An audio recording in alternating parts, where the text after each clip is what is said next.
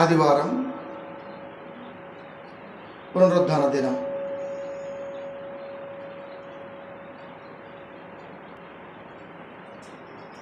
దీనికి ఒక స్పెషల్ ఉంది అని క్రైస్తవ ప్రపంచం అనుకుంటుంది.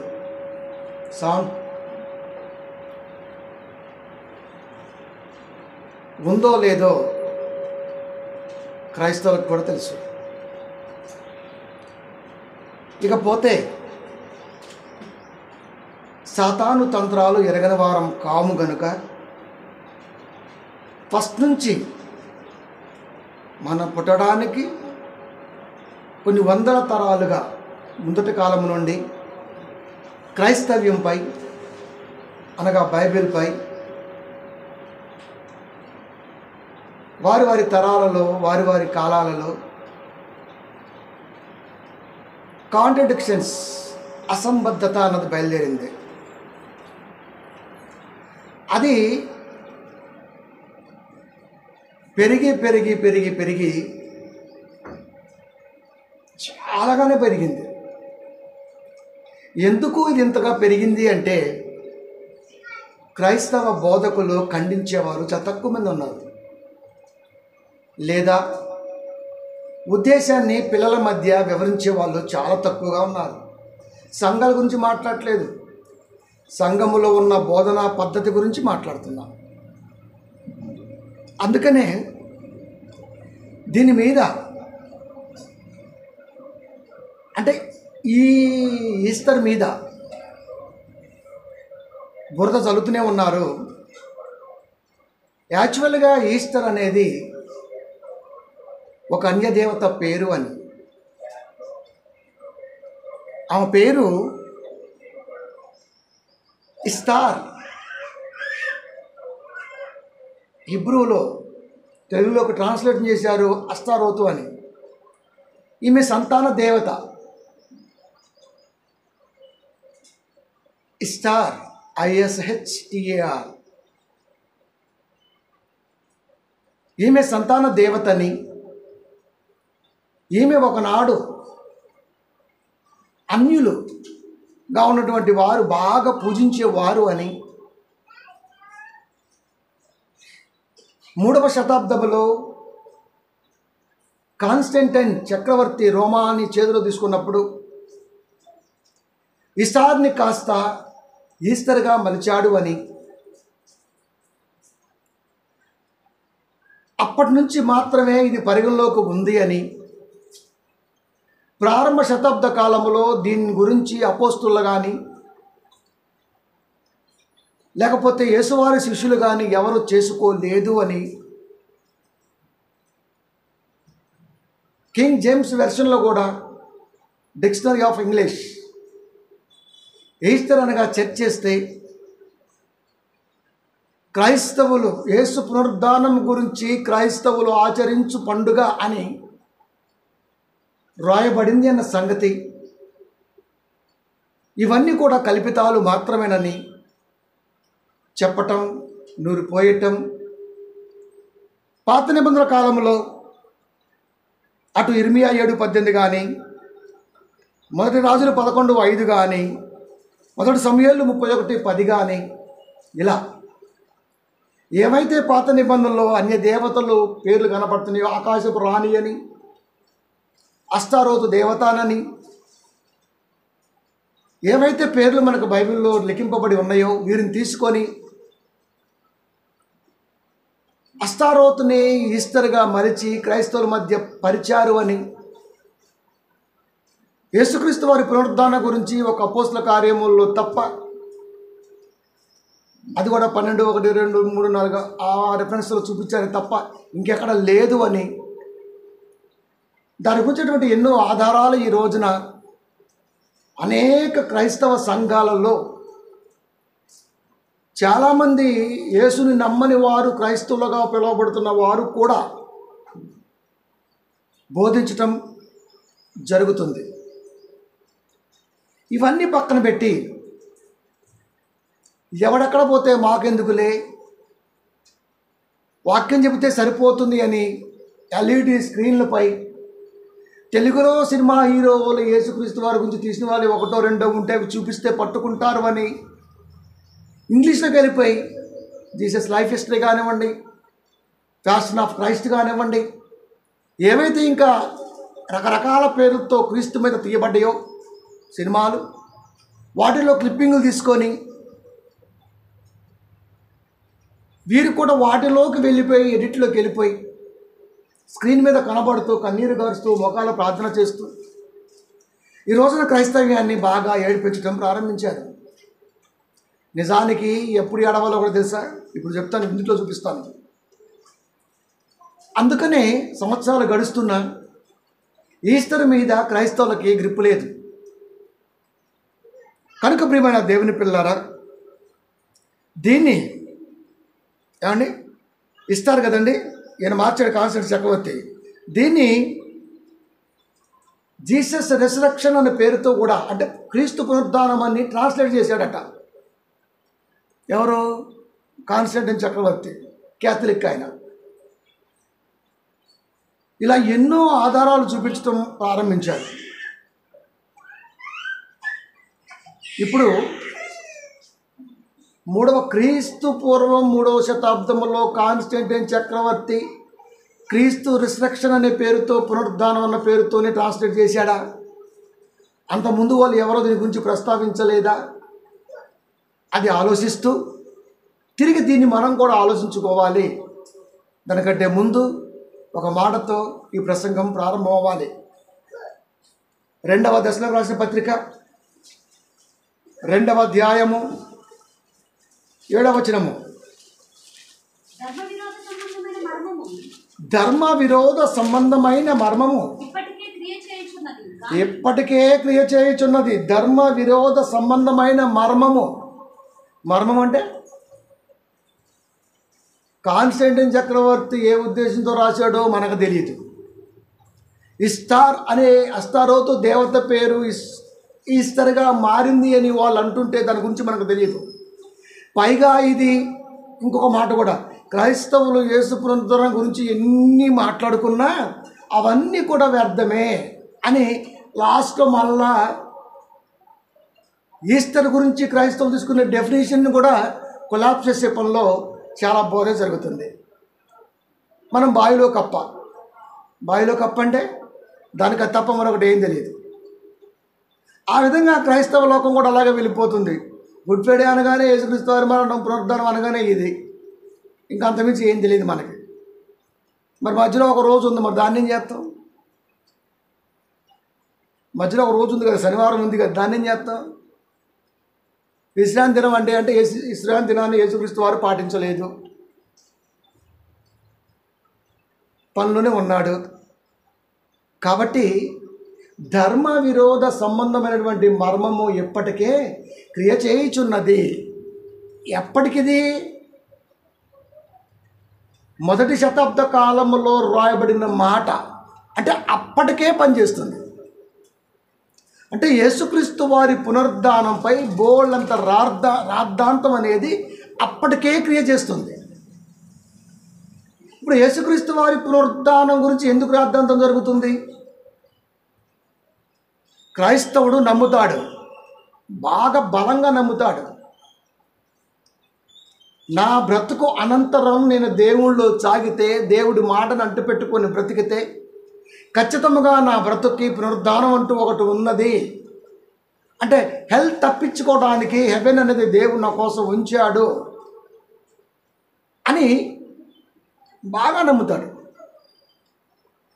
ఎందుకంటే బైబిల్ అనేది ప్రామాణిక గ్రంథం కాబట్టి.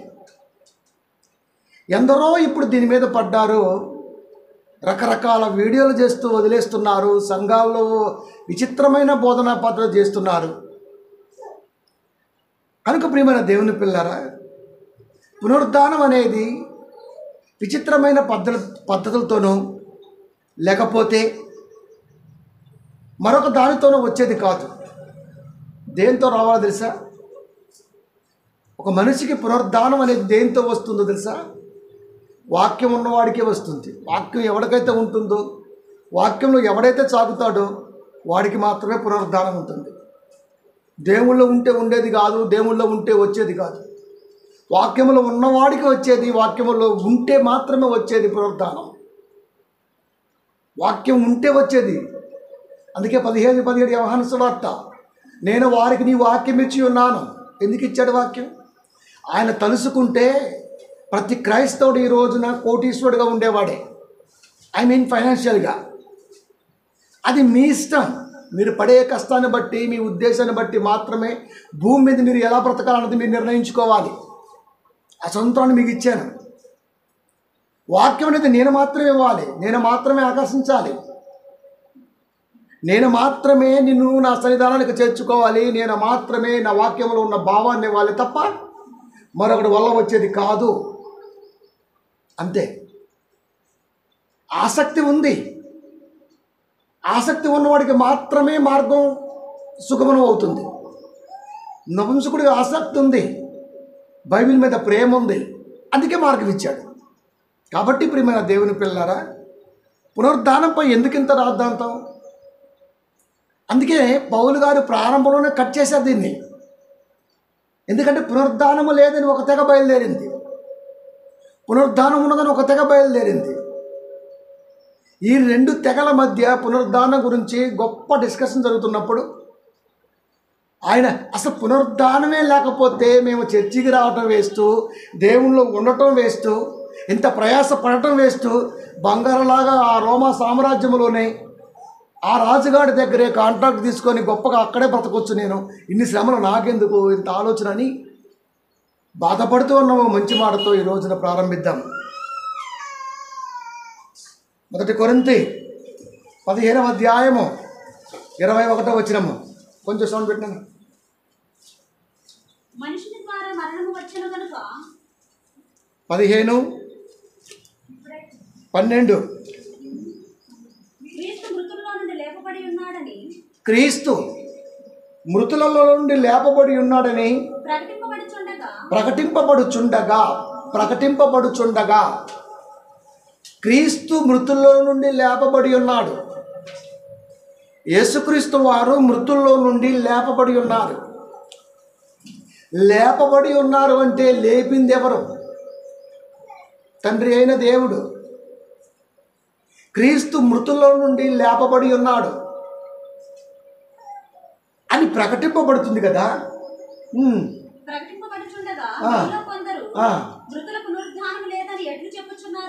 మృతులకి పునరుద్ధానము లేదని ఎలా బోధిస్తున్నారు అసలు మీరు? క్రీస్తు పునరుద్ధానం ఉన్నదని మేము ప్రకటిస్తుంటే క్రీస్తు పునరుద్ధానము లేదని మీరు ఎలా ప్రకటిస్తున్నారు? లేపబడాడు. క్రీస్తు మృతుల్లో నుండి లేపబడ్డాడు, లేపబడి ఉన్నాడు. కింద పడ్డవాడిని లేపారు, కింద పడ్డవాడు లేచాడు.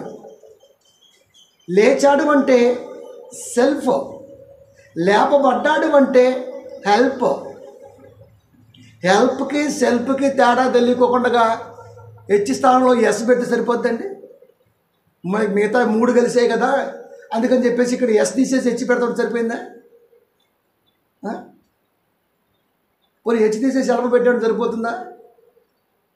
కుదరదు కదా. లేపబడి ఉన్నాడు, లేపబడి ఉన్నాడు. నిన్నెవడు లేపాడు? క్రీస్తు మృతుల్లో నుండి లేపబడి ఉన్నాడని మేము ప్రకటన చేస్తున్నాం. క్రీస్తు మృతుల్లో నుండి లేపబడి ఉన్నాడని మేము ప్రకటన చేస్తున్నాం. క్రీస్తు మృతుల్లో నుండి లేపబడి లేదు అని మీరు ఎలా ప్రకటిస్తున్నారు? అప్పుడే ప్రశ్నించాడు ఆయన. తర్కించే వారిని పిలిచి 3 రోజుల పాటు వారితో తర్కవాదన జరిగించి ప్రారంభ శతాబ్ద కాలంలో మనలాంటి వారి కొరకు బైబిల్ని స్థిరపరిస్తే ఈ రోజున LED స్క్రీన్లపై సినిమాలు చూపిస్తున్నాడే తప్ప క్రైస్తవ సమాజంలో సత్యాన్ని వాళ్ళ మనసుల్లో నింపట్లేదు. కంప్లీట్ కొందరు అన్నట్టుగా బిజినెస్ అయిపోయిందండి క్రైస్తవ్యం. రేపు బయటికి వెళ్తే కష్టపడొచ్చురా. కష్టపడటానికి చాలా మార్గాలు ఉన్నాయి. నువ్వు నేర్చుకున్న పనిని బట్టి కష్టపడవచ్చు, దాని ద్వారా నీకు సంపాదన వస్తుంది, హ్యాపీగా నీ ఫ్యామిలీతో ఉండొచ్చు. కానీ కష్టపడకుండా క్రైస్తవ్యం అనగానే సుఖము అనే ఒక ఆలోచనతో దీనిలోకి వచ్చి ఈ రోజున దీని మీద సుఖపడుతున్న వాడికి ఎంతకాలం ఉంటుందండి సుఖం? 50 ఏళ్ళు వచ్చాయంటే ఆటోమేటిక్గా నీ ఇంట్లో సుఖంగా ఉన్నా నీ ఒంట్లో సుఖం ఉండదు. ఎందుకంటే కీళ్ళు నొప్పులు వచ్చేస్తాయి, కాళ్ళ పెక్కలు పట్టేస్తాయి, నరాలు జువ్వుమని లాగేస్తుంటాయి. ఇంట్లో మంచిగా చల్లగా ఉన్నావేమో, అది సుఖం అనుకున్నావేమో. లేదు, సుఖం అనేది ఒంట్లో ఉండాలా, ఇంట్లో ఉండకూడదు. ఇంట్లో ఉన్నా లేకపోయినా పర్వాలేదు, కానీ ఒంట్లో ఉంటే ఆటోమేటిక్గా ఇంట్లో ఉంటుంది. నీ ఒంట్లో సుఖం ఉందనుకో, ఆటోమేటిక్గా నీ ఇంట్లో ఉన్నట్టే. ప్రియమైన దేవుని పిల్లరా, దీని కొరకు మాత్రమే ఈ రోజున ఎందుకు బోధ జరుగుతుంది? కొందరి బ్రతుకులపై, కొందరి కష్టాచిత్తంపై ఈ రోజున ఎందుకు స్వారీ చేస్తున్నాడు? అందుకే ఈరోజు మా టైటిల్ ఏంటి తెలుసా? ప్రేతల గానం, శ్రోతల తాళం. ప్రేతల గానం అంటే ప్రేతల పాట పాడుతుంటే శ్రోతలు తాళం వేస్తున్నారంట. తాళం తెలుసు కదా, కోరస్. ఎందుకు పెట్టామో తెలుసా? ఇది మనకు అర్థం అవ్వాలి. కనుక పౌలు గారు అంటున్నారు, క్రీస్తు మృతుల్లో నుండి లేపబడి ఉన్నాడు అని నేను ప్రకటిస్తున్నా. మృతుల పునరుద్ధానం లేదని మీరు ఎలా ప్రకటిస్తున్నారు? ఎట్లు చెప్పుచున్నారు? ఎట్లు అంటే మీకున్న ఆధారం ఏంటి? ఇదిగో కాన్స్టంటైన్ చక్రవర్తి ఈస్టార్ని ఈస్టర్గా మలిచాడు. హీబ్రూలో ఆమె అస్తారోతు దేవత. అది ఎవరైనా కావచ్చు, ఎవరైనా కావచ్చు. బట్ మేము తీసుకోం. అస్తారోతు దేవత మేమెందుకు పూజిస్తాం? శృంగారపు దేవతని మేమెందుకు పూజిస్తాం? సంతాన దేవతలను మేమెందుకు ఆరాధిస్తాం? మేము అలా ఆరాధించే వాళ్ళం కాదు కదా. మేము వాక్యమై ఉన్న దేవుణ్ణి ఆరాధించే వాళ్ళము. మేము తండ్రి అయిన దేవుణ్ణి ఆరాధిస్తున్నాము. ఆయన కుమారుడు చెప్పిన మాట బట్టి ఆ కుమారుని గౌరవిస్తున్నాము. పరిశుద్ధాత్మ సహాయంతో మా బ్రతుకుని పునరుద్ధానం కొరకు వాక్యములు ముడివేసుకుంటూ ముందుకు సాగుతున్నాం. ఇది కదా మనం నేర్చుకోవాల్సింది. కనుక ప్రియమైన దేవుని పిల్లల, ఎట్లు మీకున్న ఆధారం ఏంటి? ఎట్లు ఇజ్ ఈక్వల్ టు ఆధారం. మీకున్న ఆధారం ఏంటి? క్రీస్తు పునరుద్ధానం జరిగిందని మేము ప్రకటిస్తుంటే ఆధారం ఏంటి? మీరు ఎట్లు బోధిస్తున్నారు? ఎట్లు ప్రకటిస్తున్నారు?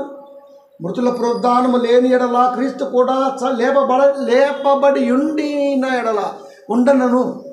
ఒకరు ఉండకపోతే, పునరుద్ధారణ లేకపోతే, క్రీస్తే లేకపోతే, క్రీస్తు లేపబడకపోతే మేము ప్రకటించే సువార్త వ్యర్థమే. మా ప్రకటన వ్యర్థమే.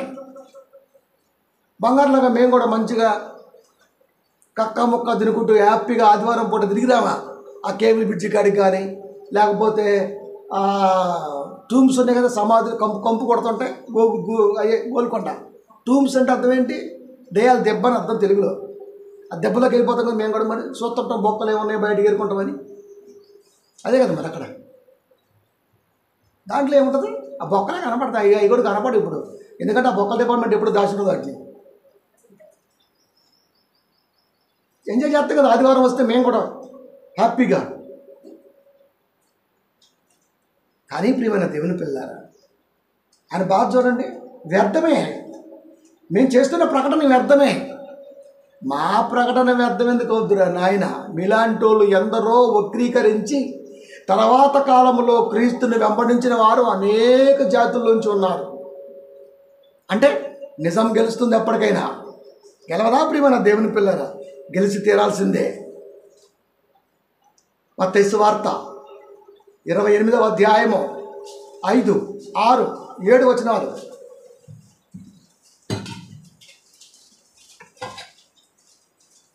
దూత ఆ స్త్రీలను చూచి, మీరు భయపడకుడి, సిలువ వేయబడిన యేసుని మీరు వెతుకుచున్నారని నాకు తెలియను.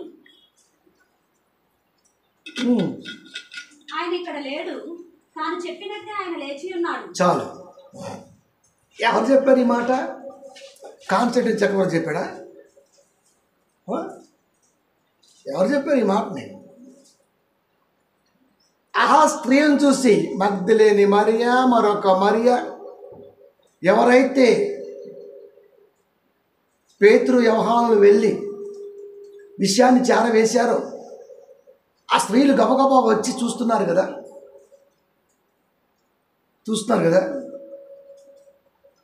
అడుగుతున్నారు, మీరు ఎందుకు వెతుకుతున్నారు? మీరు ఎందుకు వెతుకుతున్నారో నాకు తెలియను.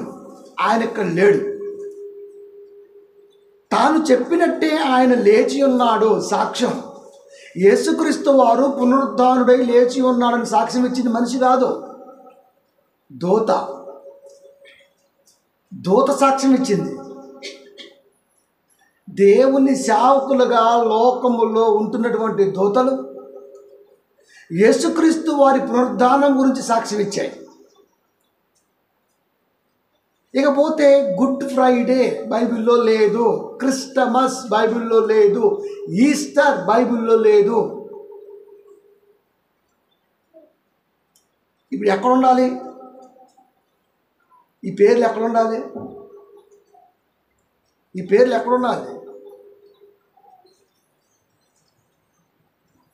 ప్రశ్నించేవాడు ఎప్పుడైనా దేవుడు ఒక మాట చెప్పాడు, ప్రశ్నించాలనుకున్న వాడికి ఫస్ట్ వాడిని వాడు ప్రశ్నించుకోవాలి. చాలాసార్లు చెప్పాను, ప్రశ్నించడం చాలా ఈజీ, కానీ ప్రశ్నించుకోవడం చాలా కష్టం. మనం ప్రశ్నించుకుంటే మన సైడ్ ఆన్సర్లు వస్తాయి, అంతా పాజిటివ్ ఉంటుంది మన సైడ్. నా సైడ్ నెగిటివ్ లేదు. మీకు సందర్భం చెప్తాను.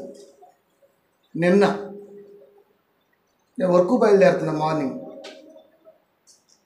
కచ్చిఫ్ అంతా రెడీ అయ్యాను. కచ్చిఫ్ లేదు, బయటకు వచ్చిన ఆరేసి ఉందని బయట చూసుకుంటున్నా. ఎవరో బయట ఏదో మాట్లాడుకుంటున్నారు, నాకు ఏం తెలియదు. కచ్చిఫ్ నిలబడి మడతేసుకుంటున్నా, వేసుకుని జేబులో పెట్టుకుని కారు స్టార్ట్ చేద్దామని ఆలోచన ఉన్నా. ఎవరో పైనుంచి ఒక అమ్మ కింద వాళ్ళు చెప్పారా ఉంది, ఆ మాట నాకు వినపడింది. నేను ఇలా చూసాక ఒకడు ఉన్నాడు, ఏంటి అన్నా. ఆమె పంపించింది అన్నాడు, మేడం పంపించింది అన్నాడు. ఏ మేడం అన్నా. ఓ అని రమ్మ అన్నాడు. ఏంటి అన్నా. ఇది మొత్తం క్లీన్ చేయాలని చెప్పింది అన్నాడు. చెయ్యి అన్నా. అది డబ్బులు మిమ్మల్ని తీసుకోవాలన్నది అన్నాడు. ఎంత అన్నా. మాట్లాడాల. నేనే ఆన్సర్ ఇచ్చిన, 5,000 అన్నా. ఏం చెప్పు, ఎంత? 5,000 అన్నా. ఏం మాట్లాడాలి, అంతం తీసుకుంటావు అన్నాడు. మరి ఎంతో చెప్పన్నా. చేసినాక తీసుకుంటా అన్నాడు. చేసినాక నువ్వు ఎంతని చెబుతూ, ఇది మా ఓన్ కాదు కదా, మేమందరం రెంటర్స్నే కదా, ఒక ఫిగర్ చెప్తేనే కదా అన్నా. అట్లా సంభాషణ జరుగుతుంది. ఒక్క 3 నిమిషాలు పోయిన తర్వాత వాడు మాట మార్చి, ఎవడో తెలుసా, నువ్వే 5,000 అన్నా కానీ అసలు నేనేం అనలేదు, ఆ మాట అనలా అంటున్నాడు. పని చేసిన తర్వాత డబ్బులు అడుగుతా అనే మాట నేను అనలేదు అన్నాడు వాడు. నాకు అనిపించింది, 5 నిమిషాలు కాకముందే మనిషి అన్నవాడు ఇంత ఈజీగా మాటను మారుస్తాడా? 5 నిమిషాలు కాకముందే. తర్వాత 200 ఇవ్వమన్నాడు. నేను అన్న, రవి గారు ఇచ్చేద్దానే అన్న. నేను అనలేదు, నువ్వే అన్నావు. అప్పుడు వెళ్ళి వాడు స్కూటీ మీద కాలు పెట్టి, వాడు స్కూటీ మీద కూర్చొని మొఖంలో ముఖం పెట్టి చూసిన, ఆర్ఆర్ఆర్ అంతే. మళ్ళీ ఇప్పుడు రాలే ఇంకా. అంటే మనిషి ఎంత దుర్మార్గుడు మీరు చూడండి. ప్రియమైన దేవుని పిల్లగా, ఎందుకు చెప్తానంటే, ఒక విషయాన్ని అర్థం చేసుకోవడానికి మనిషికి కావాల్సింది చదువు కాదండి, జ్ఞానం. అది లేనప్పుడు ఒక మనిషి ఎదగలేడు. కనుక లోకానుసారమైన మాటే ఇలా ఉంటే, ఈ మనిషికి లోకానుసారాన్ని వదిలి దైవ సారాన్ని పొందుకునే ప్రయత్నములు, పునరుద్ధానం గురించి మాట్లాడుతున్నప్పుడు సాక్ష్యం ఇచ్చిన దూత మాటనే పక్కన పెట్టి కాన్స్టెంటిన్ అనే చక్రవర్తి ఎవడో కూడా మాకు తెలియదు, చరిత్రలో ఉన్నాడులేండి, ఆయన మార్చాడు అని దాన్ని తిరిగి 16-17 శతాబ్ద కాలంలో కింగ్ జేమ్స్ బైబిల్ వెర్షన్ వారు కూడా దీనికి అదే పేరుని కొనసాగించారు అని, అంతకుముందు అసలు దీని పేరు అది కాదు అని ఇప్పటికీ సంఘాల్లో బోధిస్తున్నారు. క్రీస్తుని కానీ క్రీస్తు పునరుద్ధానం కానీ నమ్మకుండా బైబిల్ని నమ్మే వాళ్ళు చాలామంది ఉన్నారు. మరి వారి సంగతి ఏం కావాలి? అందుకే ప్రారంభ శతాబ్ద కాలంలోనే బాధపడ్డాడు. పునరుద్ధానం లేకపోతే మేము ఎందుకు ప్రకటిస్తాం, మేము ఎందుకు బాధపడతాం అని గెలిచాడు. కాబట్టి ప్రియమైన దేవుని పిల్లారా, దూత అంటుంది, మీరు ఎందుకు వెతుకుతున్నారు? ఎందుకు వెతుకుతున్నారు? ఇక్కడ లేడు, లేపి ఉన్నాడు. ఆయన చెప్పినట్టుగానే లేచి ఉన్నాడు. లేచాడా? లేచాడు, అంతే. రండి, ప్రభువు పండుకున్న స్థలమును చూసి త్వరగా వెళ్ళి ఆయన మృతుల్లో నుండి లేచి ఉన్నాడని ఆయన శిష్యులకు తెలియజేయుడి. మృతుల్లో నుండి లేచి ఉన్నాడు. బైబిల్లో ఎక్కడా లేదంట. ఇప్పుడు ఎలా ఉండాలి అంటే ఈస్టర్ అన్న పదం బైబిల్లోనే కావాలి. ఒరే, మనిషి పేరు ఏం పేరండి? ఏదో పెట్టుకున్నారు XYZ. వాడు నుదుటిని కానీ, వాడు వేసుకున్న ఎలాంటి బట్టల మీద కానీ, వాడి యొక్క చేతుల్లో కానీ, ఒంటి మీద కానీ ఏడని ఒక పేరు ఉంటుందా? పేరు లేకపోయినా వాడిని మనిషి అని, ఇగో పలానోళ్ళ అబ్బాయి అని ఎలా చెప్పగలిగాం? వాడు ఆడని, లేకపోతే వాడు మగని, జాతి లింగం గురించి మాట్లాడుతున్న వాడు ఎలా చెప్పగలిగాం? ఆడని రాసిందా ఒంటి మీద? మగాని రాసిందా ఒంటి మీద? పేరేమైనా ఉందా ఒంటి మీద? చదివేమైనా ఉందా ఒంటి మీద? ఏం పని చేస్తాడో ఉందా? ఎంత తింటాడో ఉందా? ఎలా పండుతాడో ఉందా? మరి ఎలా చెప్పగలిగాం? ఇవన్నీ చెప్పగలిగిన వాడికి ఇవి ఎలా కనపడ్డాయి? ఎలా కనపడ్డాయి?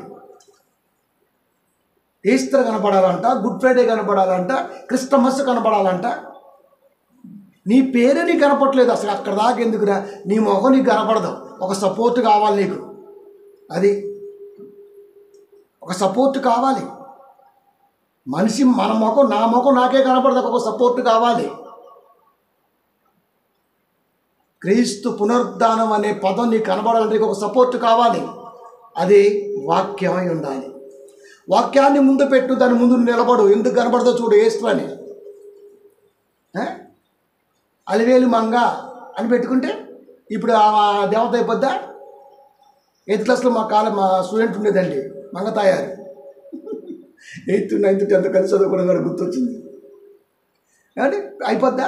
కనకదుర్గ దేవత అయిపోద్దా? అంటే పేరు కలిస్తే అయిపోద్దా? అయిపోద్దా?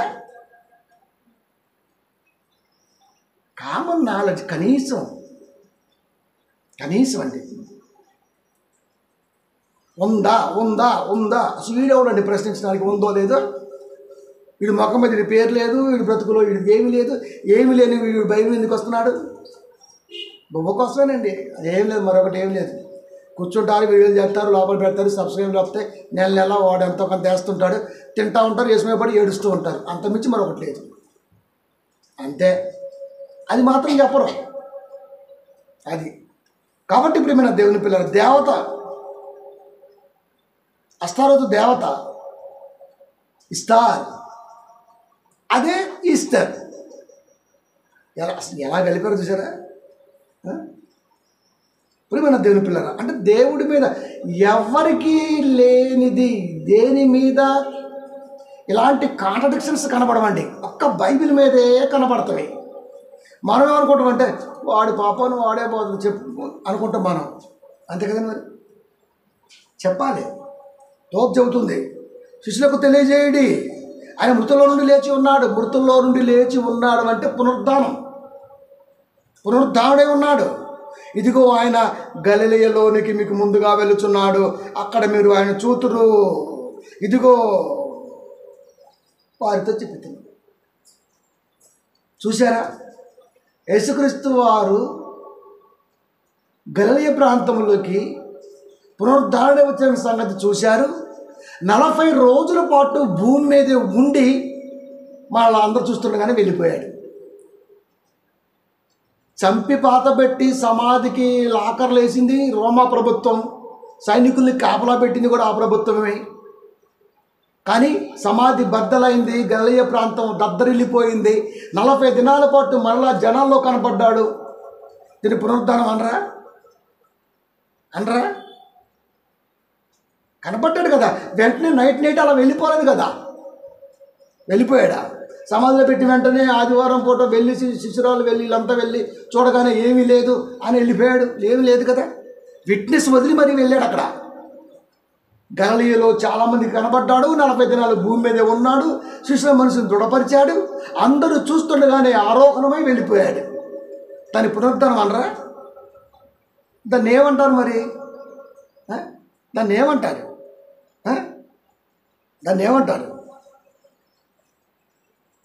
దాన్ని ఏమనాలి చెప్పండి ప్రియమైన దేవుని పిల్ల. అందుకనండి ఈ పునరుద్ధానం గురించి చాలా కష్టపడ్డారండి వాళ్ళైతే. ప్రతి వ్యక్తి బ్రతుకులో పునరుద్ధానం ఉంది, దాన్ని మీరు సంపాదించుకోవాలి అది అని ఘోష ప్రారంభమైంది. అపోస్తల కార్యములు 3:15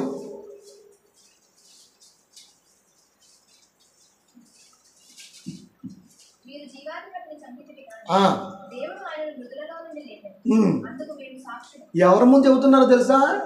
సాక్ష్యం ముందు చెప్పట్లా, సంఘంలో సాక్ష్యం చెప్పట్లా. పేతుర్ని యోహాన్ని పట్టుకొని పోయారు ప్రకటిస్తుంటే, మీరు ఆయన్ని పూజించడానికి వీల్లేదు, మేము ఆయన తప్ప ఇంకెవరిని పూజించం, నువ్వు ఏ హిక్కుంటావో హిక్కు అన్నారు అంతే. డైరెక్ట్ వాడారు ఆ పదాన్ని వాళ్ళు. నీ మాట వింటే శ్రేష్టమా?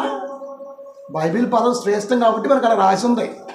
దాని అర్థం ఎలా ఉంటుంది చెప్పండి, మీరు ఎలా ఉంటుంది చెప్పండి? ఆయన్ని తప్ప మేము వేరే వాళ్ళని పూజించాం.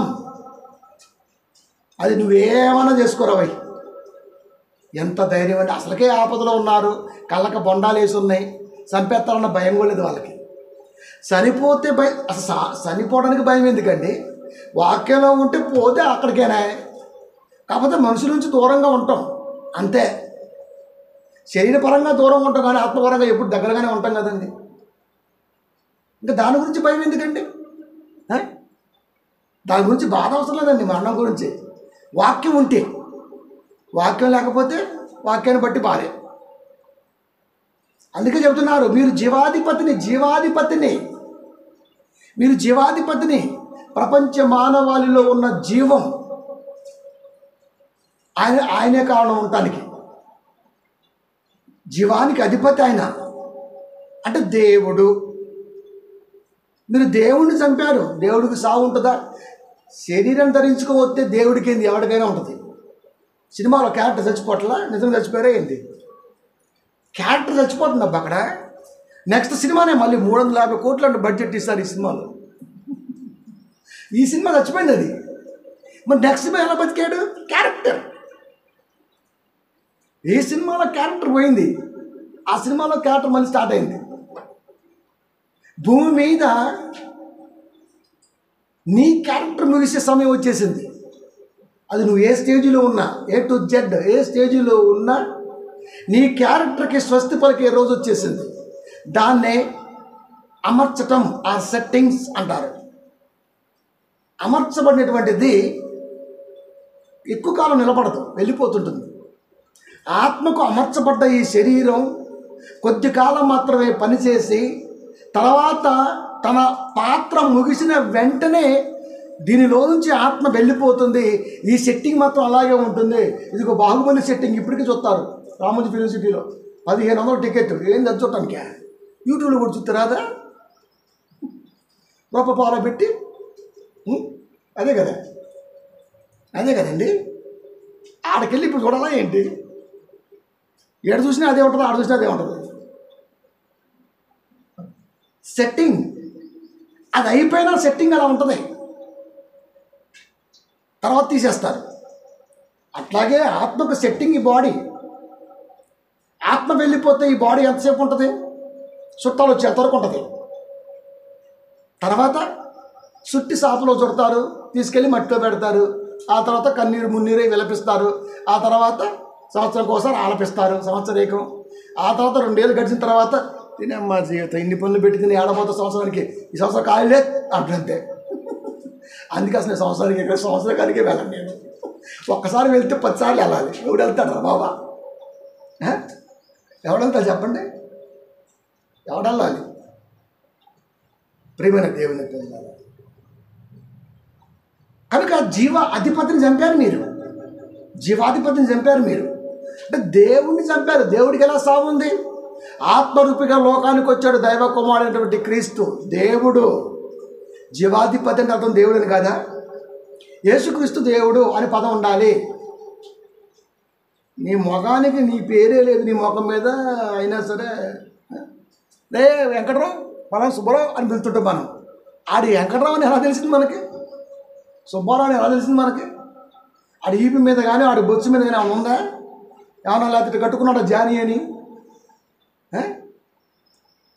ఆడితో పరిచయం ఉంది కాబట్టి గుర్తుంది. వాక్యంతో నీకు పరిచయం ఉంటే ఆ పరిచయ పదంలో అర్థం అవుద్ది. వాక్యంతో సహవాసం ఉండదు, వాక్యంతో పరిచయం ఉండదు, ఏసంటే ఇష్టం ఉండదు, పునరుద్ధరణ లేదని మాత్రం మాట్లాడుతూ ఉంటాడు. ఎలా? ఎవరండి ఊర్లో కొత్తగా వచ్చారు, ఎవరో అంట అంటే అర్థం ఏంటి? వాళ్ళతో మనకు పరిచయం లేదు కాబట్టి ఎవరో వచ్చారు. అదే పరిచయం అంటే ఎప్పుడు వచ్చేవరే అంటాం. అది వాక్యంతో పరిచయం ఉంటే ఆహా ఈ పదములో ఇంత లోతుందా. వాక్యంతో పరిచయం లేకపోతే అరే ఇదేం చెప్తుంది. ఆ పరిచయం లేనివాడు బైబిల్ ముందు పట్టుకొని ఇట్లాంటి కెమెరాలు ముందు పెట్టుకొని ఓ అని కొడుతుంటాడు, గాలి ఏమి ఎక్కదు. అది ఏమెక్కింది? మీరు జీవాధిపతిని చంపితిరి కానీ దేవుడు ఆయన మృతుల్లో నుండి లేపాడు. దేవుడిని మీరు చంపారు, దేవుడు లేపాడు. యేసు తండ్రి దేవుడు ఒక్కడే. ఎట్ట? ఆయన చచ్చిపోతే దేవుడు ఎట్లా లేపాడు, ఆయన చచ్చిపోతే ఆయన ఎట్లా లేచాడు? తండ్రి కుమార పరిశుద్ధాత్మ దేవుడు ఒక్కడే. ఎట్ట? ఏమో ఈ బోధనా విధానం మస్తు భయంకరంగా అయిపోయింది లోకంలో. అందుకు మేము సాక్షులం. ఎందుకు? ఇదిగో ఆయన గలిలయలోనికి ముందుగా వెళుచున్నాడు, మీరు ఆయన అక్కడ చూస్తారు. శిష్యులు చెప్పారు, చూశారు. మీరు చంపారు, ఆయన లేచాడు, మేము చూశాం. అదే మాట వాళ్ళ ముందు చెబుతున్నారు. మీరు జీవాధిపతిని చంపారు, దేవుడు ఆయన లేపాడు, మేము చూశాం. అందుకు మేము సాక్షులం. సాక్ష్యం అంటే అది. అంటే పునరుద్ధానుడై లేచిన సంగతి మేము విన్నాం, మేము చూసాం, మేము కన్నాం.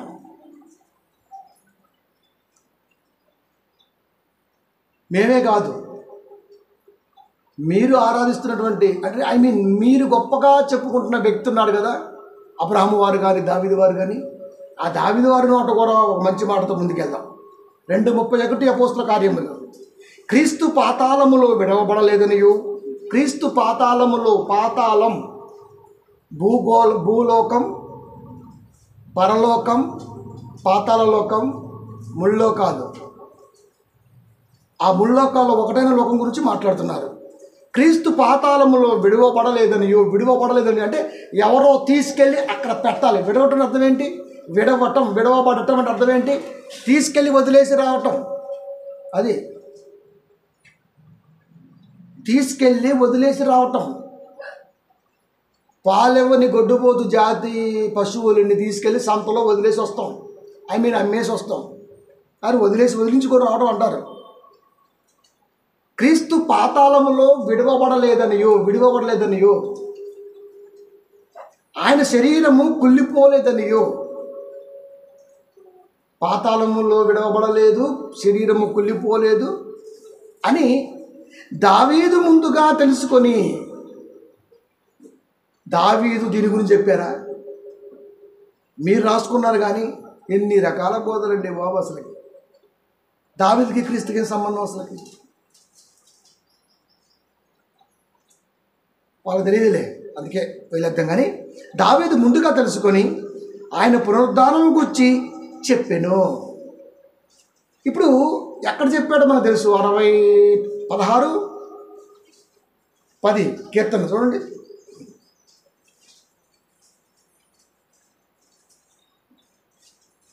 కీర్తన గ్రంథం 16:10.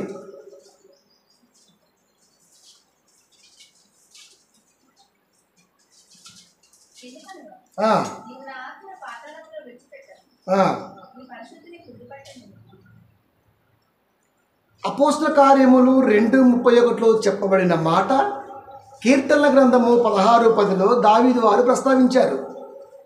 దావీదు వారు ప్రస్తావించిన ఈ ప్రస్తావన క్రీస్తు గురించి కాదట. మరి ఎవరి గురించి?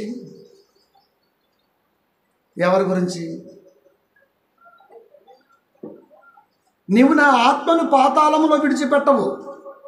దావీదు భక్తుడు కాబట్టి ఆయన చచ్చిపోతే పాతాళలోకములో ఉండడు కనుక ఆయన గురించి ఆయనే పలుకున్నాడు. ఆయనకంత నమ్మకం. నీ పరిశుద్ధుని కుళ్ళుపట్టనీయవు.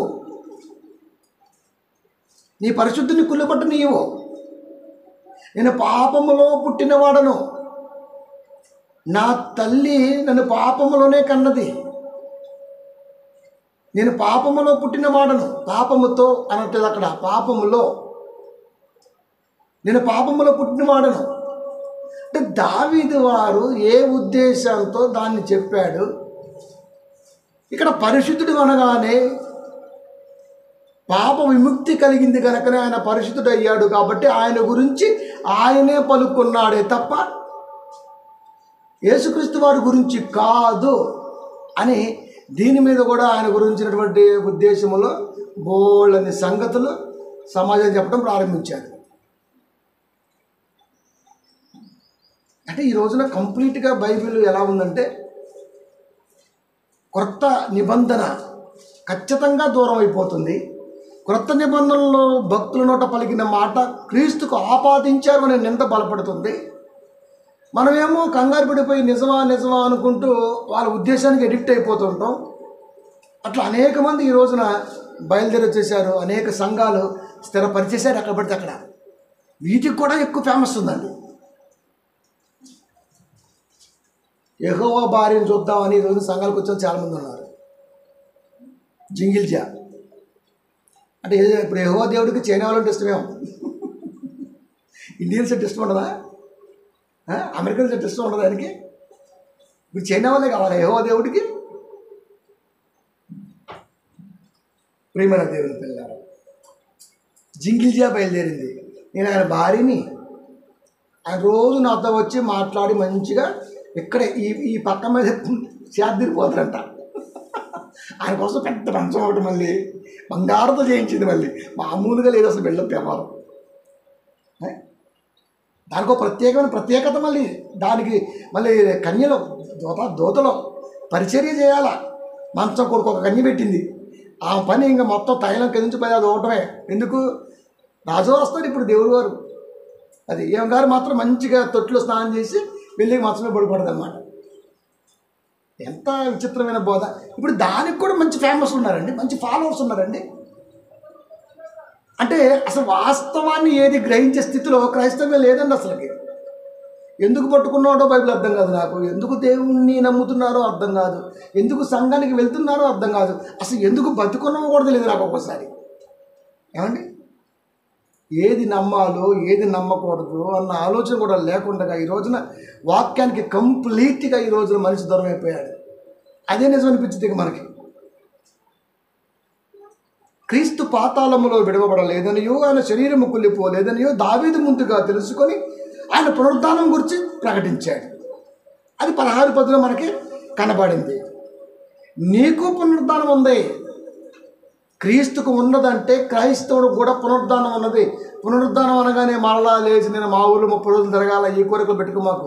పునరుద్ధానం అనేది ఉన్నది అని నువ్వు నమ్మవు గనుకనే క్రీస్తు లేచి కన్నపడి 40 రోజుల పాటు గలిలయ ప్రాంతంలో సంచరించి అనేకులకు కనపడి ఆయన అందరూ చూస్తుండగా ఆరోహణమై ఎందుకు వెళ్ళిపోయాడు తెలుసా? నువ్వు నమ్మవు. ఎంత చెప్పినా ఇంకా నమ్మకపోతే మనం ఏం చేస్తాం? ఆ సమాధిలో పెట్టాడు, సమాధిలోనే మాయమైపోతే వీళ్ళే ఏదో మాయం చేశారా బాబు అనుకుంటాం. కంటి ముందు ఇంత విజువల్స్ కనబడుతున్నా, చనిపోయిన మనిషి లేచి బ్రతికి మన మధ్య సంచరించిన ఇంకా నమ్మకం, అది రాయబడ్డా ఇంకా నమ్మకం లేదు అంటే ఇంకా ఏం నమ్ముతాం చెప్పండి? చూపించడం నమ్మకపోతే చూసి నమ్మిన వారి కంటే చూడక నమ్మిన వారు ధన్యులు అన్న పదాన్ని ఎలా తీసుకుంటాం మనం?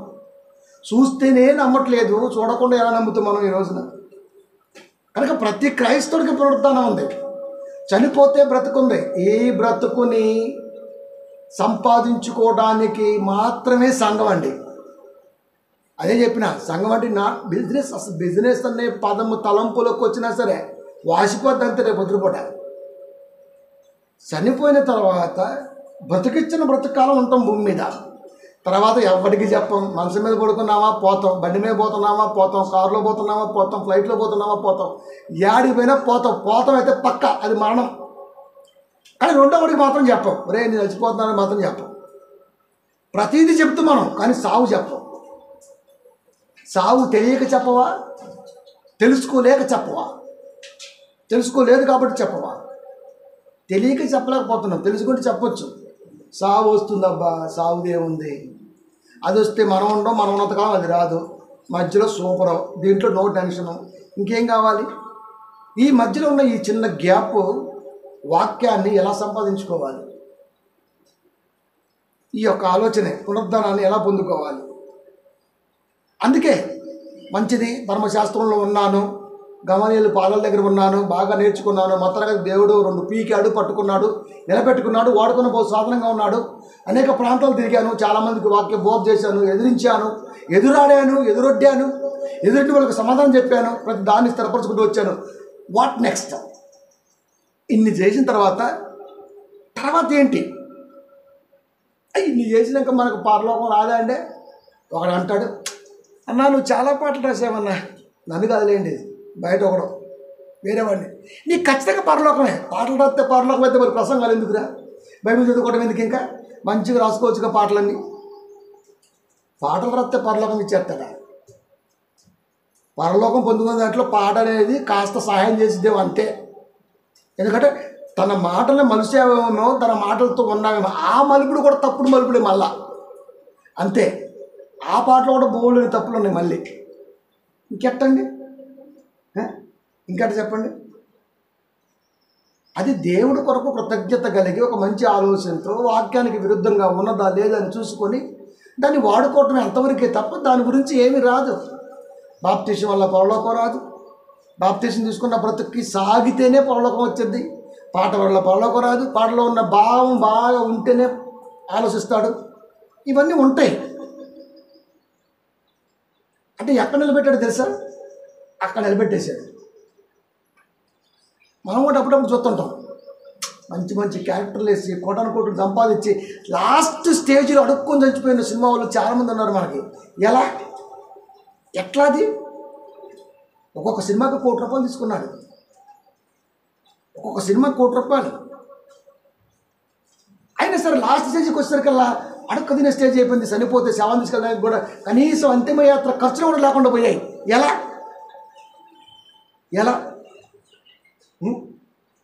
అది వాడికే తెలియాలి. రాజబాబు ఉన్నాడు, నాకు తెలిసి కనీసం ఒక 700 సినిమాలు 800 సినిమాలు తీశాడు. కానీ ఘోరమైన మరణం. పారేద్దాం అంటే డబ్బులు లేవు. రంగనాథ్ ఉన్నాడు, మొన్న పోయాడు, లేవు. ఎన్నో అట్లా ఉన్నారు. ఏమైపోయింది అంటే అది వాడికి మాత్రమే తెలియాలా. అలాగే నాకు మాత్రమే తెలియాలా. ఇన్ని చేస్తున్నా పరలోకం వచ్చే ఛాన్సు, పునరుద్ధానము కలిగే ఛాన్సు నాకుంటుందా? మనకు గుడ్డి నమ్మకం. ఎందుకు ఉండదా అండి? దేవుడు పక్షపాతి కాదు, అని తన పిల్లకి ఉడికిస్తాడండి అంటాడంతే.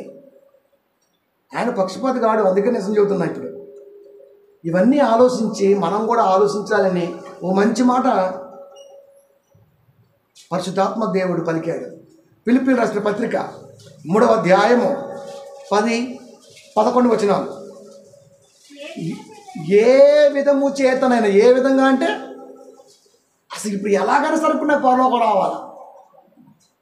ఏ విధము చేతనైనా సరే రెయ్యింబగలు సువార్త చెప్పైనా పరలోకం సంపాదిస్తాను. రెయ్యింబగలు ప్రయాణం చేసైనా సరే పరలోకం సంపాదిస్తాను. రెయ్యింబగలు కష్టపడుతూ సేవ చేస్తే సరే పరలోకం సంపాదిస్తాను. ఎదురాడి స్థిరపరిచి అలాగైనా సరే పరలోకం కొరకు. అంటే ఇవన్నీ దేని కొరకు చేస్తున్నాయి అంటే నాకు పునరుద్ధానం జరగాలని. ఆస్తిలో వాటా ఇవ్వగలవేమో కానీ పరలోకపు ఆస్తిలో మాత్రం వాటా ఇవ్వలేం.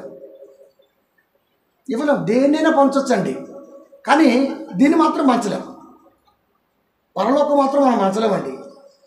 ఎవడికి వాడు నయవంచన కాకుండా చేసుకోకుండా సంపాదించుకోగలిగింది పరలోకం. దేన్నైనా పంచొచ్చు, కానీ పరలోకం మాత్రం మనం ఇవ్వలేం. అది ఆయన ఇవ్వాలి. ఏ విధము చేతనైనను మృతులలో నుండి అంటే మృతులు అందరూ లేవరు.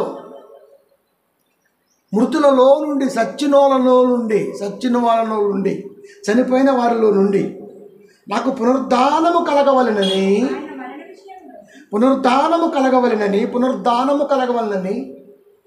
ఎలాగైనా సరే నాకు పునరుద్ధానం కలగాల. ఎలాగైనా కానివ్వండి,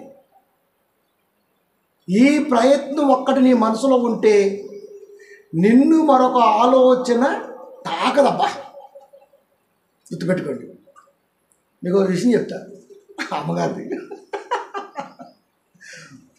పోయిన గుట్టుపోయాడికి ఎఫెక్ట్ పడిపోయింది మనకి. అంతకుముందు ఒకసారి ఎఫెక్ట్ పడినట్టు ఉంది. అరే రే రే అయ్య గారు పోయిన గుర్తుపోయేటప్పుడు కూడా అమ్మ మాకైతే ఉప్మా పెట్టిన పోయి తిట్టి తెచ్చుకో అన్నాడు. నాకు గుర్తులేదు ఆ పాఠం. నాకు రాత్రి నిన్న చెబుతున్నాను. సేమ్ అదేమాట అన్నారా ఇప్పుడు అయ్యగారు. ఇవాళ గుడ్డిపేడకి చర్చికి వెళ్తున్నాం.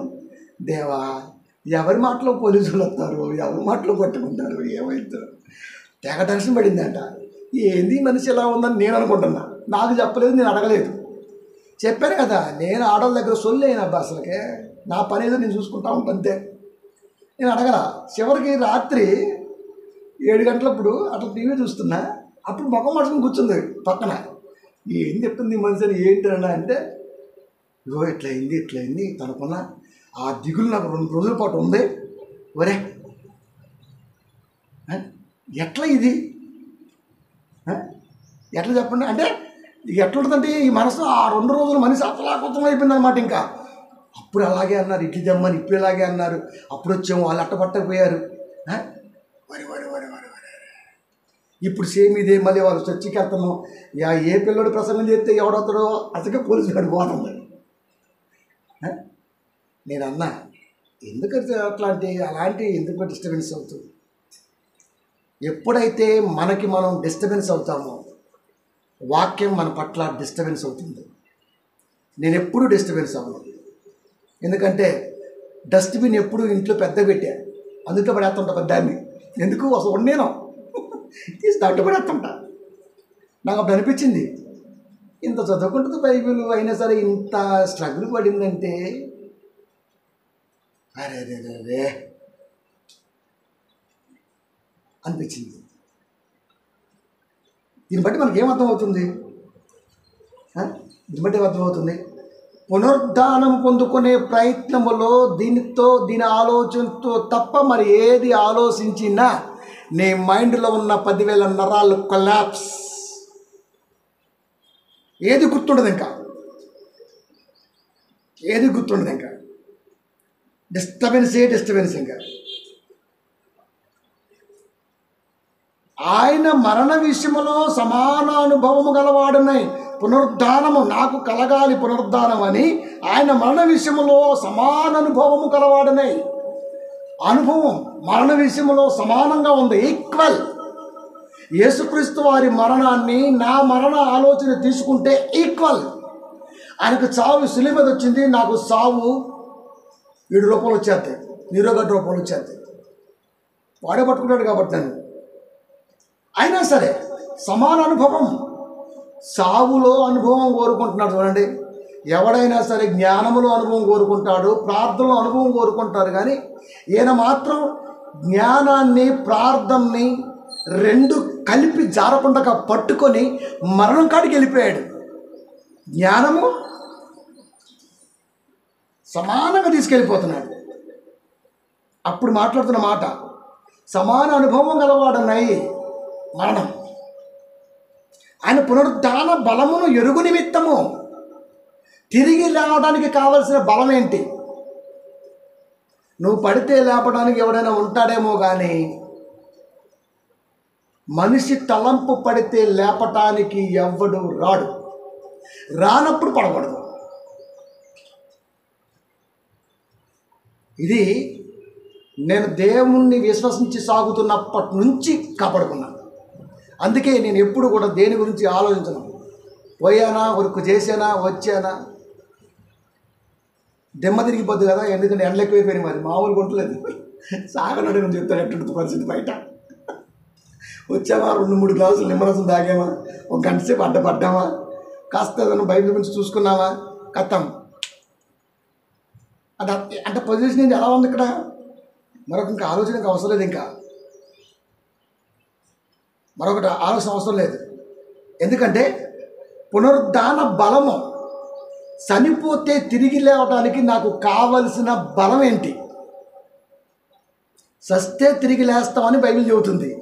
తిరిగి లేవడానికి కావలసిన బలం ఏంటి? తిరిగి లేవటానికి కావలసిన బలం ఏంటి? బలం ఏంటి? ఎరుగు నిమిత్తము, తెలుసుకునే ప్రయత్నము. ఆయన శ్రమలలో పాలువాడు నగుట ఎట్టిదో ఎరుగు నిమిత్తమును శ్రమలలో పాలువాడు సమస్తమును నష్టపరుచుకొని వాటిని పెంటతో సమానంగా ఎంచుకొనుచున్నాను. అంటే ప్రతి దాన్ని, ప్రతి తలంపును కూడా డస్ట్బిన్లో పడేస్తున్నా అన్నాడు. అంది దాని అర్థం.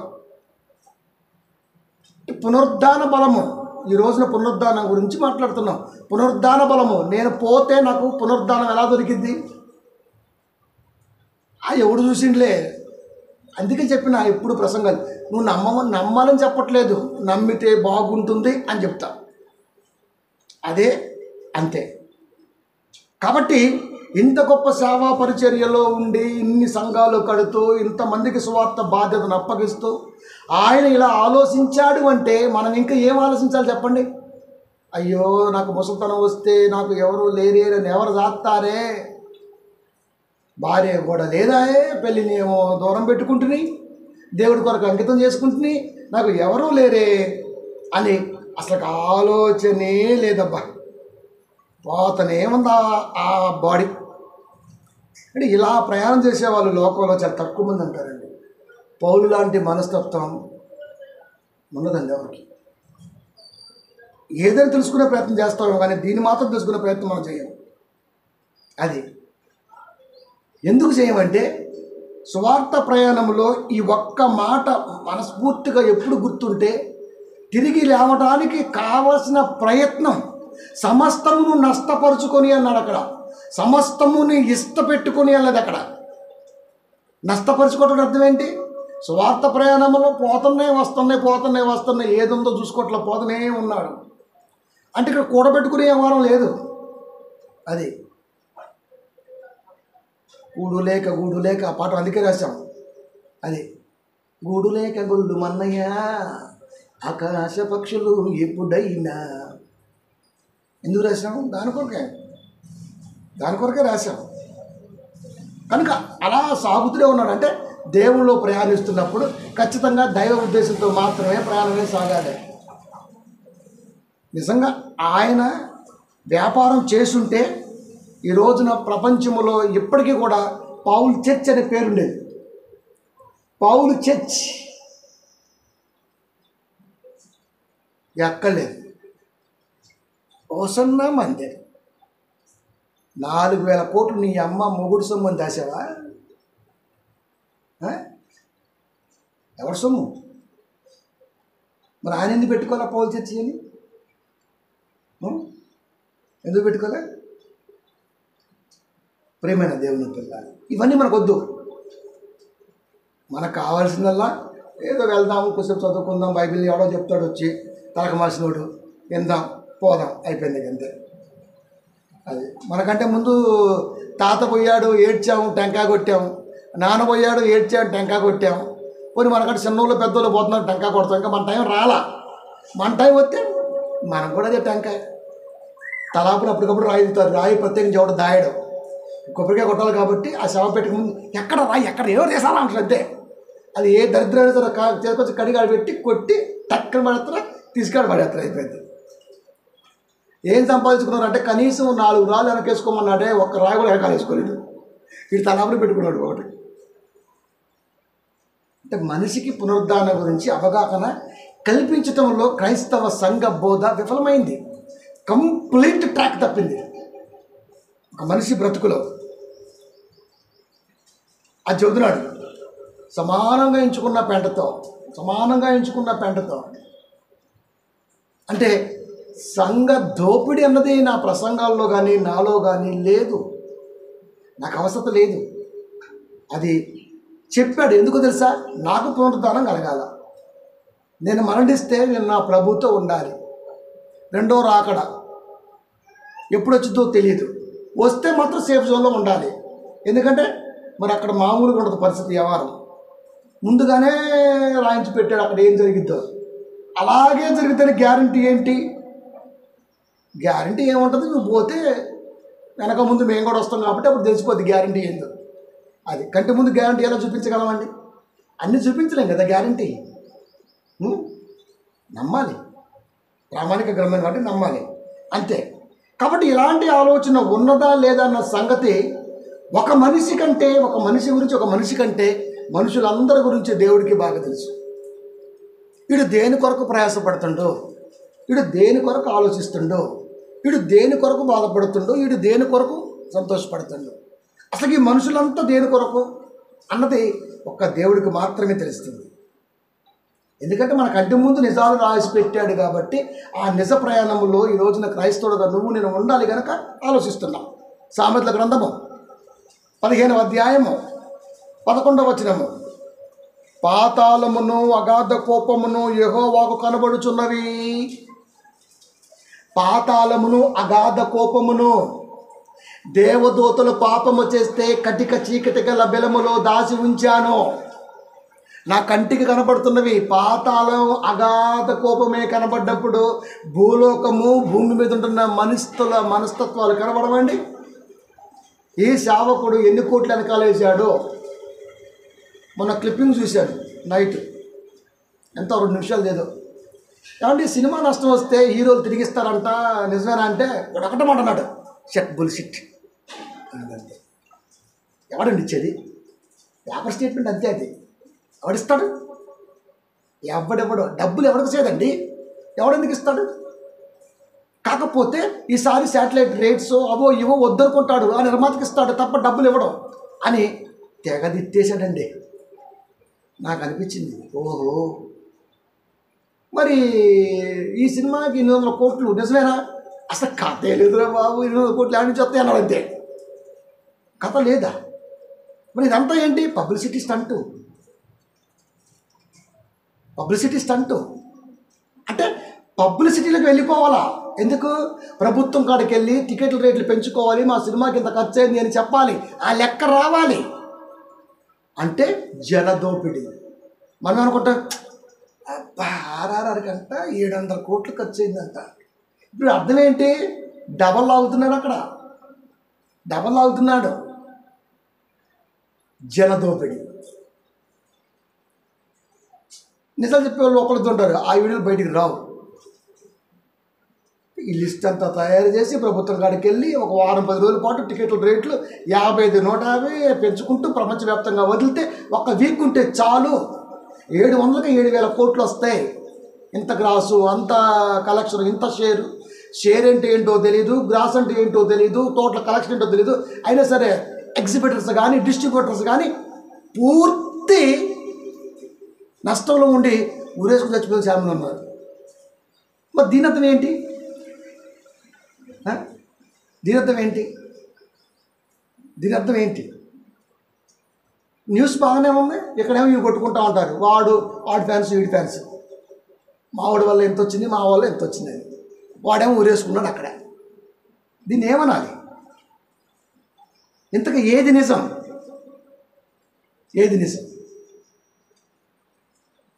వాడికి ఆ పదం సృష్టించిన వాడికి తెలియాలి ఆ నిజమేందో.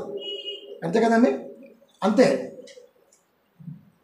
దేవుడికి తెలుస్తుంది ఏదైనా, ఎందుకంటే లోకాన్ని సృష్టించింది ఆయన కాబట్టి. అందుకే 15-11 మాట్లాడుతూ, పాతాళమును అగాధ కోపమును యెహోవాకు కనబడుచున్నవి. పాతాళమును అగాధ కోపమును యెహోవా కనబడుచున్నవి. అవే కనబడ్డప్పుడు నరుల హృదయములు మరి తేటగానక కనబడును కదా. నరుల హృదయములు. హృదయం అంటే మనసు. మనిషి మనసు దేవుడికి తేటగా కనపడుతుంది అంతే. దీన్ని ఎక్స్క్యూజ్ చేద్దామా, డిస్ప్యూజ్ చేద్దామా? ఏదో ఒక ఫీజు అయితే మొత్తాన్ని పీకేస్తారు కంప్లీట్గా. కాబట్టి ప్రియమైన దేవుని పిల్లారా, దేవుడికి భూమి మీద బ్రతుకు కాలంలో ప్రతిదీ కూడా కనబడుతుంది 100%. ఈ కనబడుతున్న దైవ ఉద్దేశములు నీ ప్రయాణము ఆయన సంకల్పముతో సాగుతుందా లేదా అంతే. సాగుతుందా లేదా? నాకు దేని మీద ఏమండదు. నేను మా అమ్మకి నెలకు ఒకసారి కూడా ఫోన్ చేయను. మా అమ్మ క్షేమంగా ఉంటుంది. ఎందుకు చెప్పండి? అలాగే మా అమ్మని నాకు ఇష్టం లేదనే. నాకున్న సమయం తక్కువ. బయటికి వెళ్ళిపోతాం, సాయంత్రం వస్తాం, మళ్ళీ 4 గంటలు 3 గంటలు పడుకోవడానికి సిద్ధపడిపోవాలి. టైం తక్కువ. ఈ టైం తక్కువలో నేను దేవుడికి ఎంత కేటాయించాలి, ఇంట్లో ఎంత కేటాయించాలి, అవన్నీ చూసుకోవాలి. అంటే క్యాల్కులేట్ చేస్తుంటాను. సమయం, నాకున్న సమయం ఎంత, ఈ సమయంలో నేను ఎంత పని చేయగలగాలి, నేను ఎంత చేయగలను, ఒక క్యాల్కులేట్. అట్లా ప్రతి ఒక్కరు ఒక క్యాల్కులేట్లో జీవితాన్ని స్థిరపరచుకుంటే ఖచ్చితంగా దాంట్లో హ్యాపీగా ఉండగలం మనం. ఎందుకంటే ఆయన చూస్తున్నాడు కాబట్టి. తేటగా కనబడును కదా, తేటగా కనబడును కదా అంటే ఏ అరమరిక లేకుండా కనబడుతుందా? కనబడుతుంది. 27:10 అదే సామెతలు. 27:10 అదే సామెతలు. పాతాళమునకును అగాధ కోపమునకును తృప్తి కానేరదు. పాతాళమునకును అగాధ కోపమునకును తృప్తి కానేరదు. 15:11 ఏమన్నాడు? పాతాళమును అగాధ కోపమును యెహోవాకు కనబడుచున్నది. ఆ యెహోవాకు కనబడుతున్న ఆ పాతాళము, ఆ యెహోవాకు కనబడుతున్నటువంటి ఆ అగాధ కోపము ఎలా ఉన్నదయ్యా అంటే వాటికి అసలు తృప్తి లేదంట. పాతాళానికి కానీ అగాధ కోపానికి కానీ తృప్తి లేదు. ఒక రాజకీయ నాయకుడికి తృప్తి ఉండదు. ఎంత తిన్నా తింటాడు. తింటామంటే ఈ తింటాం కాదు, వెనకాల వేస్తూనే ఉంటాడు.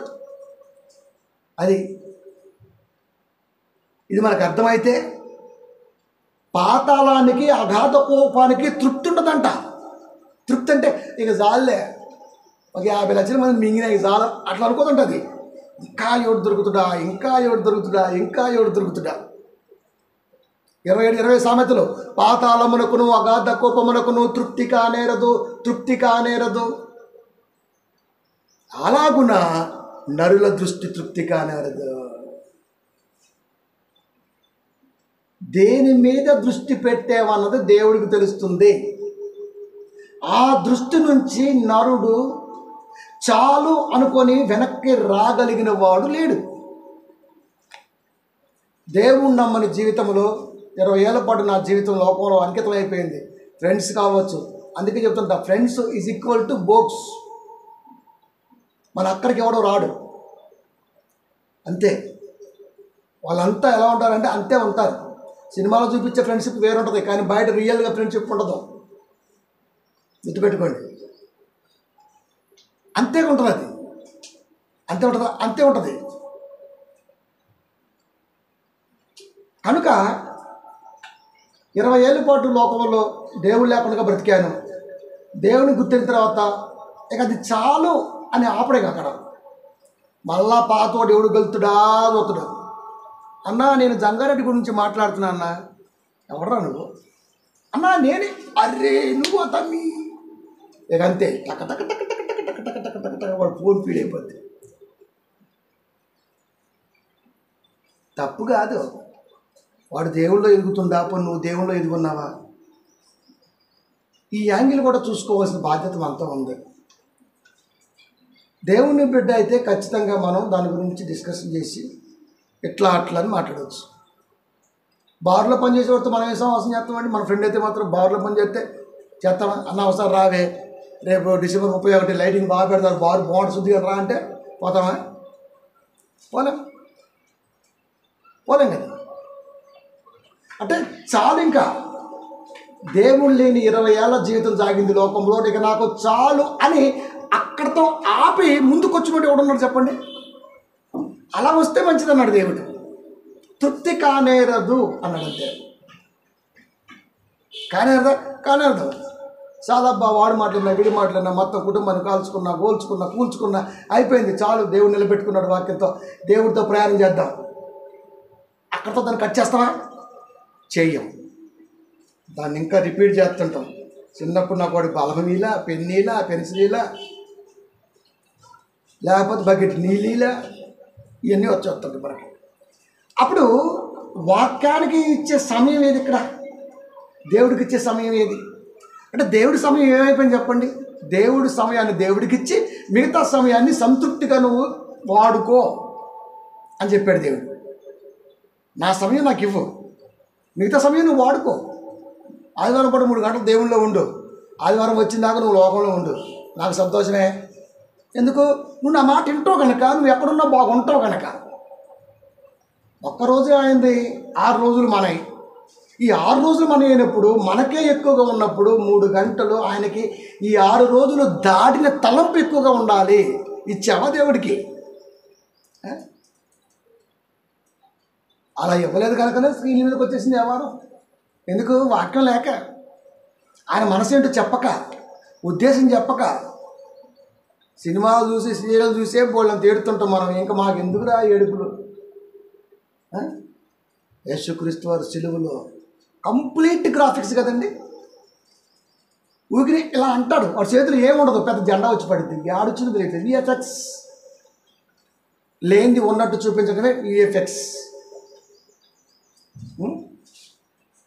30 సెకండ్ క్లిప్పింగ్ ఒకటి చూసామన్నా.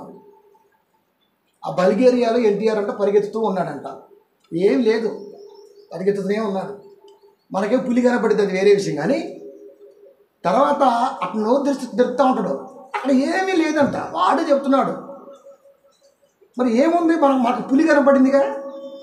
అసలు పులి లేదు, గిల్లేదు. అక్కడ కెమెరాకి మొఖం చెప్పి అన్నాడు అంతే. ఇటే పక్క విఎఫ్ఎక్స్ పులి వచ్చి పడింది. ఎంత నైపుణ్యత చూడండి. లేనిది మనమైతే ఏడుపు వచ్చేసింది నాకైతే. లేనిది చూసి ఏడుపు వస్తే ఉన్నది అని చెబుతున్నప్పుడు మరి ఏడవాలి కదరా. అది పొందుకోనప్పుడు ఏడుపు రావాలి కదా. ప్రియమైన దేవుని పిల్ల, నరుల దృష్టి తృప్తి కానేరదు, తృప్తి కానేరదు. బస్ అని ఆలోచన లేదు, బోగస్ అదే ఆలోచన. ఇంకా కనుక ప్రియమైన దేవుని పిల్లరా, పునరుద్ధానం మనిషి కోల్పోవడానికి కారణం తృప్తి లేకపోవడం. అది తృప్తి ఉందనుకోండి చాలు, గతించిన కాలము చాలు. ఇది పాట పడతాం, చాలు నయ్యా చాలు నయ్యా. ఏం చాలురా? పెరుగన్నం తింటాం సరిపోయిందా ఏంది? ఏం పాట అది? ఏం చాలు, ఏం చాలు? నీ కృప నాకు చాలు అని పాడినప్పుడు ఆ కృపతోనే నువ్వు స్వారీ చేస్తున్నావా? ప్రయాణం చేస్తున్నావా? పునరుద్ధానం కావాలంటే ఎంత కష్టం చూడండి, చాలా కష్టం అండి. అందుకే క్రైస్తవ బ్రతుకులకి కంప్లీట్గా దూరంగా ఉండేది ఏదైనా ఉందంటే అది పునరుద్ధానమే. అదే చెప్తున్నాడు. 5:14 యెషయా గ్రంథము. ఎప్పుడైతే మనిషి తృప్తి కాకుండా ఉన్నాడో వెంటనే ఏ పాతాళానికైతే తృప్తి లేదో అది రంగప్రవేశం చేసింది. 5:14 యెషయా గ్రంథము. అందుచేతనే ఎందుకు? నరుల దృష్టికి తృప్తి కానేరదు. అందుచేతనే పాతాళము గొప్ప ఆశ పెట్టుకొని అపరిమితముగా నోరు తెరుచుచున్నది అన్నాడు అక్కడ. అందుచేతనే అగాధ కుప్పానికి, పాతాళ లోకానికి తృప్తి లేదు, నరుల దృష్టికి కూడా తృప్తి లేదు. కనుకనే అందుచేతనే పాతాళం గొప్ప ఆశ పెట్టుకొని అపరిమితముగా నోరు తెరుచుచున్నది. అపరిమితముగా అంటే అర్థం ఏంటి తెలుసా? ఒకేసారి 1,000,000 మందిని సార్ లోపలికి వేసేద్ది. వారిలో గనులను, సామాన్యులను, ఘోష చేయువారును, హర్షించువారును పడిపోదురు. చిన్న పెద్ద, ఏడుపు సంతోషం ఏం సంబంధం లేదు, అందరిని మింగేస్తా, అందరినీ తీసేసుకుంటా. ఒక మనిషి ప్రయాణంలో వాక్య సహవాసములోనే తృప్తి. దానితో నువ్వు సాక్కుంటూ ముందుకెళ్ళిపోతే మరి దేని గురించి మనకి ఆలోచన రానే రాదు. ఇవాళ ఇడ్లీ తినాలనిపించింది, పోనీ ఎగ్గ దోశ తినాలనిపించింది, పోనీ రేర్ ఫుడ్ ఏదైనా తినాలనిపించింది, అది అందలేదు. ఇప్పుడు ఏం చేయాలి? అందలేదు, ఏం చేయాలి? పర్లేదు ఏదైనా ఒకటి అని సంతోషంగా తింటామా అంటే తింటున్నాక మొహం తిట్టి పెట్టి తినేద్దాం. అంటే నేను నెయ్యి దోశ వేయమన్న మా ఆమె నాకు ఇరిగిపోయి ఇడ్లీ పెట్టేసింది. ఏదో ఒకటి పెట్టింది కదా, తినచ్చు కదా. తృప్తి లేదు అక్కడ. అది టేస్ట్ నాలుగుకే, ఉదరానికి కాదు, జీర్ణాశయానికి కాదు, డైజెషన్ దానికి సంబంధం లేదు. అది పెదం కాస్త ఒక్క ఇంత కట్ చేస్తే టేస్ట్ కూడా తెలియదు మనకి. ఎందుకంటే ఆ రుచి ఏమైతే ఉన్నాయో, రుచిని అందించే ఏమైతే కనబడతాయో అవి అక్కడే ఉంటాయి. అవి కట్ అయిపోయినాయి అనుకోండి, ఇంకా టేస్టే లేదు మనకి. చిన్న చిన్న విషయాల్లో కూడా తృప్తి అన్నది లేకపోతే సంతృప్తికరమైన జీవితాన్ని దేవుడు ఎలా ప్రసాదిస్తాడు? Calculate on life. దేవుడు ఖచ్చితంగా కొలబద్ద మానకం ఈ జీవితాన్ని భూమి మీద ఉండగాస్తాడు. తృప్తిగా ఉన్నావా లేవా, తృప్తిగా ఉన్నావా లేవా. ఎగ్ బిర్యానీ తిన్నా ఇయ్యాల తృప్తి అంటే కుదరదు. గొడ్డు కారంతో తిన్నా అయినా తృప్తే. ఇది బాగుంది, అదైనా ఓకే, ఇదైనా ఓకే, ఏదైనా ఓకే. మనకి మనిషికి మనిషి మనసా సంతృప్తి పడవే అని చెప్పాడండి. అని చెప్తాడా? మనసుకు చెప్పాలి, మనసా నువ్వు సంతృప్తి పడు, నువ్వు సంతృప్తి పడు. ఇది అట్టందో, ఇది ఐఎమ్ నాట్ కాంప్రమైజ్డ్ అంటది అంతే. అర్థం ఏంటి? నేను అస్సలు తగ్గా. అల్లు అర్జున్ వచ్చింది ఏ టైంలో తెలియదు, అసలు గడ్డంగా చేయబెట్టి గీకితే ఎప్పటికీ కంటిన్యూ అయిపోయింది. అది తగ్గేదలే. మనసు స్వాధీనంలో ఉంటే మనిషి చాలా హ్యాపీగా ఉంటాడు. ఉదాహరణకి నన్నే చూడాలి మీరు. నా మొహం ఎప్పుడైనా సరే టాక్ట్ ఉంటుందా? ఇంట్లో అయినా సరే అంతే. బయట మీద కూర్చుంటే కొన్ని గంటలు, పిల్లలతో గడుగు కొన్ని గంటలు, ఊరికెళ్తే కొన్ని గంటలు, ఎక్కడ అస్సలకే జాయినెస్ తగ్గదు. ఎందుకంటే ఒక్కసారి చాలా చెప్పాను, ఒక్కసారి మనం ఒక ఆలోచనలో డిప్రెషన్లోకి వెళ్ళటం ప్రారంభిస్తే పరలోకం అన్నది దూరం అయిపోతుంది. ఎందుకంటే మనం ముందుకెళ్ళిపోతున్నాం కదా, మనం ముందుకెళ్ళిపోతున్నాం జీవితంలో, అది వెనక్కి వెళ్ళిపోతుంటుంది. మనకొద్దురా బాబు, మనకొద్దు, మన ప్రయాణం మనదే, దైవంతో దేవుడితో.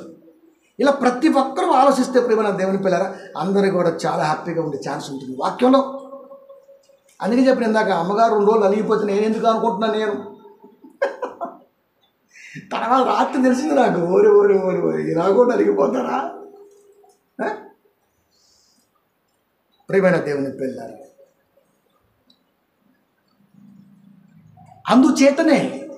అందుచేతనే కారణం చెప్పాం కదా, అందుచేతనే పాతాళము గొప్ప ఆశ, మెగా ఆశ అంటారు కదా. అపరిమితంగా నోరు తెరుస్తున్నది. వారిలో గనులు, సామాన్యులు, గోసేవారు, హర్షించేవారు పడిపోతురు. ఈడు వాడు తేడలేదు, ఎవరినైనా సరే తినేస్తున్నది. ఎందుకని అంటే తృప్తిగల మనస్సుతో సహవాసం అన్నది మనిషి చేసుకోలేకపోతున్నాడు. వాడితో వాడు సహవాసం చేసుకోవాలా. నా ఫ్రెండ్ ఎవరు ఉన్నారంటే అది నేనే అని అనుకుంటే పోద్ది.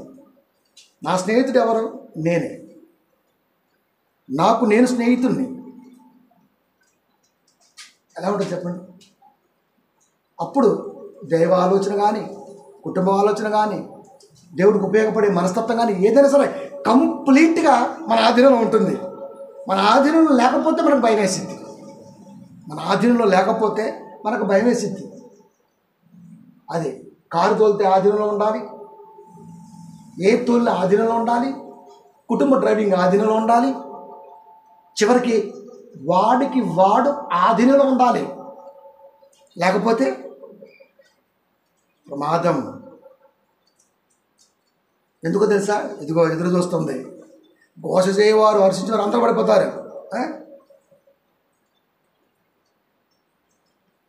ఇప్పుడు ఒక మంచి మాట, యెషయా గ్రంథము, అదే యెషయా 14:9, నీవు ప్రవేశించుచుండుగానే, అంటే పాతాళ లోకానికి వెళుతూ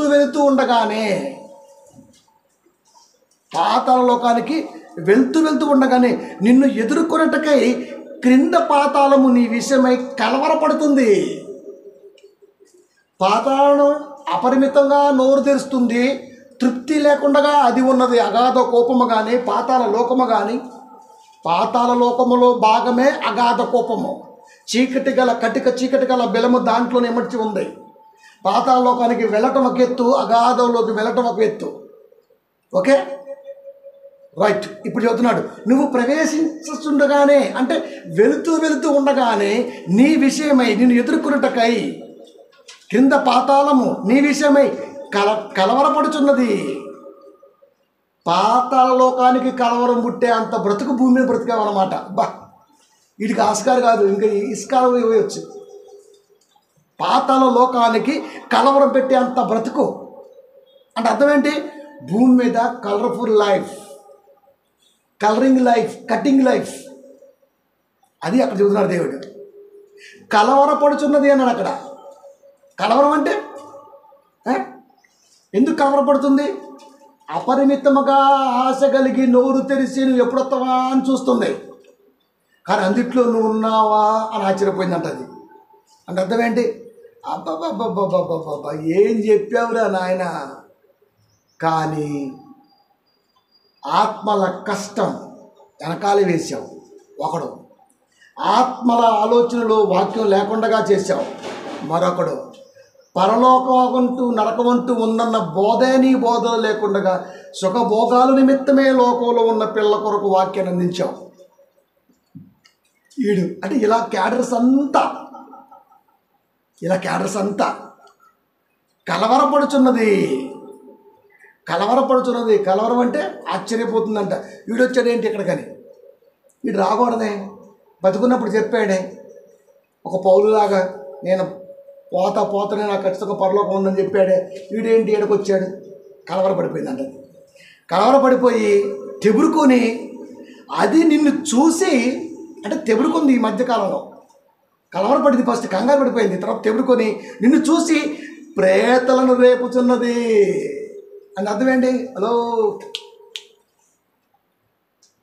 ఇదిగో సారొస్తున్నారు చూడండి. వెల్కమ్ పలకండి అబ్బా, వెల్కమ్ పలకండి. ఇప్పుడు సారొత్తారు పాటేసుకుంటారు, రొత్తారే. ఇప్పుడు కానీ బాగా రాసింది పాట, పాడుకోవటం. ఇంకా పాతాళమే కలవరపడుతుంది, పైగా ప్రేతలు రేపుచున్నదే. లేండి సార్ వచ్చేస్తున్నారు. ఒకప్పుడు నువ్వు వస్తుంటే నెట్టేరాము పక్కన, ఇప్పుడు అది లేపుతుంది. వాళ్ళ సంఘ కాపులు వచ్చే అర్థం ఏంటి తెలుసా? మొత్తం అటెన్షన్ ప్లీజ్. ఎందుకు? పెద్దయ్య గారు వచ్చేస్తున్నారు, అటెన్షన్ ప్లీజ్. పెద్దయ్య గారు వచ్చేస్తున్నారు. ఇప్పుడు అదే గారు వచ్చేస్తున్నారు, అటెన్షన్ ప్లీజ్. లేపుతుంది, రేపుతుంది. అంతేకాదు, భూమిలో పుట్టిన సమస్త సూర్యులంటే అస్సలు నా ప్రసంగానికి ఎదురే లేదు. కరోనా తింటం వల్లే వచ్చింది, నా అంత తోపు లేదు. ఒక్క తోపు తోస్తే పక్క పోయింది. ఇప్పుడు ఇంక లేడు, ఇంకా భూమి మీద ఇంకేడండి. ఇలాంటి మేసాలు అందరితో బయలుదేరారు. జనముల రాజులందరినీ వారి సింహాసనముల మీద నుండి లేపుచున్నది అంటే పాడుతుంది. కాస్త కోరస్ ఇవ్వండి. ఎందుకు? భూలోకములో బ్రతికుండగా క్రీస్తు పునరుద్ధానం గురించి చెప్పక, పునరుద్ధానవంతుల ఆలోచన మదిలో పుట్టించక, వ్యాపార ధోరణితో, వ్యామోహ ధోరణితో, మరొక ఆలోచనతో సంఘాన్ని కట్టి మాయమాటలు కదండి. అబ్బా, ఒక్కొక్క కాపరి చెప్తాడండి, నాకు అనిపించింది ఇన్ని మాటలు ఎలా చెప్తారు అబ్బా అనిపించింది నాకు. అసలు ఊడిపోయింది అనమాట ఇంకా గుండె లోపలోంచి. నాకేమో అని అంటున్నారు, రాదే వాక్యం చెప్పామా, పిల్లగాలు స్టాండర్డ్గా ఉంటారులే, వాళ్ళ పనులు ఉంటారు, వాళ్ళతో మనకెందుకు, అంతే. వాక్యం చెప్పామా, వాళ్ళ వాక్యం వాళ్ళ మనసులో ఉంటుంది, అంతే. వాక్యంతో నమ్మకంగా నేనుంటాను. మిగతా వాడితే 11 పోలీసు, నానా భోజనం చేసావా, నువ్వు బెటర్ వచ్చి మధ్యరాత్రి 11 గంటలకు భోజనం చేసేవాడు అంటే వింటారు స్వామి. అసలుకి ఇదేం ప్రేమరా? నువ్వు వాక్యంతో నిలబెట్టావనుకో, నువ్వు అడగాల్సిన అవసరం లేదు. మనసుకి ఏం కావాలో, మనసు కలిగి ఉన్నటువంటి దేహానికి ఏం కావాలో, కుటుంబ యూదులకు ఏం కావాలో వాడు చూసుకోగలడు. వాక్యం నేర్పుతుంది కాబట్టి వాడి మనసులో అది ఉంటుంది. ఒక్క ప్రసంగం వారం రోజుల పాటు నేను నిలబెట్టలేదు అంటే వాడు ప్రసంగికుడే కాదు, నిలబడలేదు అంటే అసలు విశ్వాసే కాదు. 2 ఒక ప్రసంగం విన్నామంటే వారం రోజులు లోకములో ఉంటున్న మనకు అది నిలబడలేదంటే అసలు నిజంగా అది ఏ ప్రసంగం అయి ఉండాలి? ఒకవేళ వచ్చిన ప్రసంగం అయినా సరే అది మనం నిలబెట్టలేకపోతే మనం ఏమంత విశ్వాసం అయి ఉండాలి? అది 6 రోజులు నీకు, ఒక్కరోజు నాకు. ఈ 6 రోజుల్లో 1 గంట ప్రసంగం 6 రోజుల పాటు నిలబడలేదు అంటే ఆ ప్రసంగం గ్యాస్ వేస్ట్ అయిపోద్ది. ఒకవేళ స్ట్రాంగెస్ట్ ప్రసంగం అయితే నువ్వు నిలబెట్టుకోకపోతే నువ్వు బాస్, తగ్గవు ఇంకా. అది 2. వాడు చెప్పింది తక్కువైతే అది గ్యాసే, చెప్పింది ఎక్కకపోతే నువ్వు బాసువే. ఇంకా ఏ ఆలోచనలో ఉన్నాడు ఈరోజు మనిషి? ఇది అయిపోయిన తర్వాత వాట్ నెక్స్ట్? ఎదవలు ఏం కొడుతున్నారు డిజిటల్ ప్లాట్ఫామ్ మీద? ఎవడు ఏ ఉద్దేశాన్ని సమాజానికి రుద్దుతున్నాడు? ఇది చూసుకుంటూ, వాక్యాన్ని చెప్పుకుంటూ, వాస్తవాన్ని విశదీకరించుకుంటూ సువార్త చేస్తున్నాం ఈ రోజున మనం. మళ్ళా ఎక్కడి నుంచి వెళ్ళామంటే మళ్ళీ శుక్రవారం వచ్చేంత వరకు ఏమి రాయాలి, ఏం చెప్పాలి, కొత్త తలంపు ఏంటి, దేవుడి ఉద్దేశం ఏంటి, మన పని ఏంటి, మనకున్న సమయం ఎంత, ఇవన్నీ మళ్ళా డిస్పాచ్ అయిపోతూ ఉండాలి. ఫుల్ హ్యాపీ కదండి. కనుక ప్రియమైన దేవుని పిల్లలు, మీరు ఒక అబ్జర్వేషన్ చేశారో చేయలేదు, మనకి గూగుల్ సర్వర్ నుంచి డౌన్ అయిపోయి లైవ్ రాల. ఇంచుమించుగా 2 గంటల 30 నిమిషాలు సంథింగ్ నడిచింది. నాకు అప్లోడ్ చేయడానికి 1 గంట అయిపోయింది. నైట్ వర్క్ అవ్వాల. పొద్దున్నే మళ్ళీ శనివారం వర్క్ వెళ్ళాల్సి వచ్చింది. మొత్తం వర్క్ చేసి చరణకు అప్పు చెప్పి వెళ్ళాను. వాడు వచ్చి చూసుకున్నాడు. మళ్ళీ వర్క్లో నుండి మళ్ళీ దాన్ని వర్కౌట్ చేశాను. ఆ తర్వాత వర్క్లో నుండి పెట్టాను. అంటే ఎంత కష్టం చూడండి. తర్వాత వింటే నాకు అనిపించింది, ఇన్ని గంటల ప్రసంగాన్ని నాన్ స్టాప్గా ఎక్కడ బేస్ తగ్గర. నేను అనుకున్నా ఫస్ట్, అబ్బా 3 అయిపోతుంది, ఆకలికి ఆగుతున్నా అనిపించింది ఫస్ట్. ఎందుకంటే ఆ రోజు 6 గంటలకు లేచిన, 8:30కి చర్చికి వచ్చాను. 3:30-4 గంటలకు వెళ్ళాల్సి వచ్చింది. ఇన్ని గంటలంటే ప్రార్థన అయిపోయిన తర్వాత కూడా నాకు ఆకలేదు. అంటే ఎందుకురా నువ్వు బాధపడతావు, నేను లోపల నింపుతాగా అన్నాడేమో దేవుడు. మొత్తంగా అలా ఆగిపోయింది అది.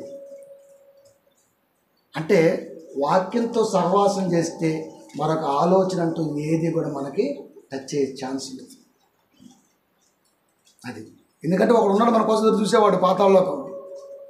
భూమిలో పుట్టిన సమస్త సూర్యులు, జనముల రాజులందరినీ వారి వారి సింహాసనం మీద నుండి లేపుచున్నది. లేపుచున్నది అంటే అర్థం ఏంటి?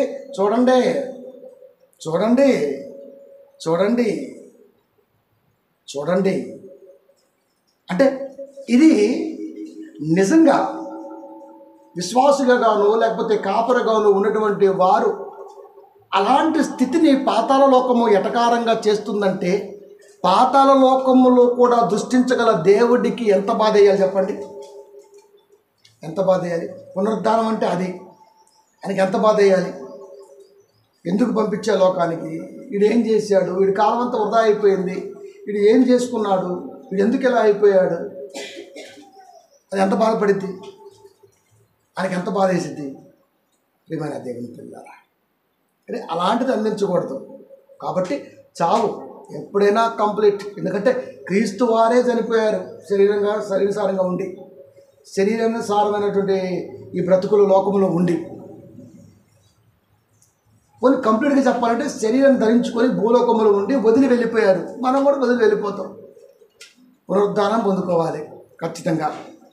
సావు ఎక్కడైనా రావచ్చు.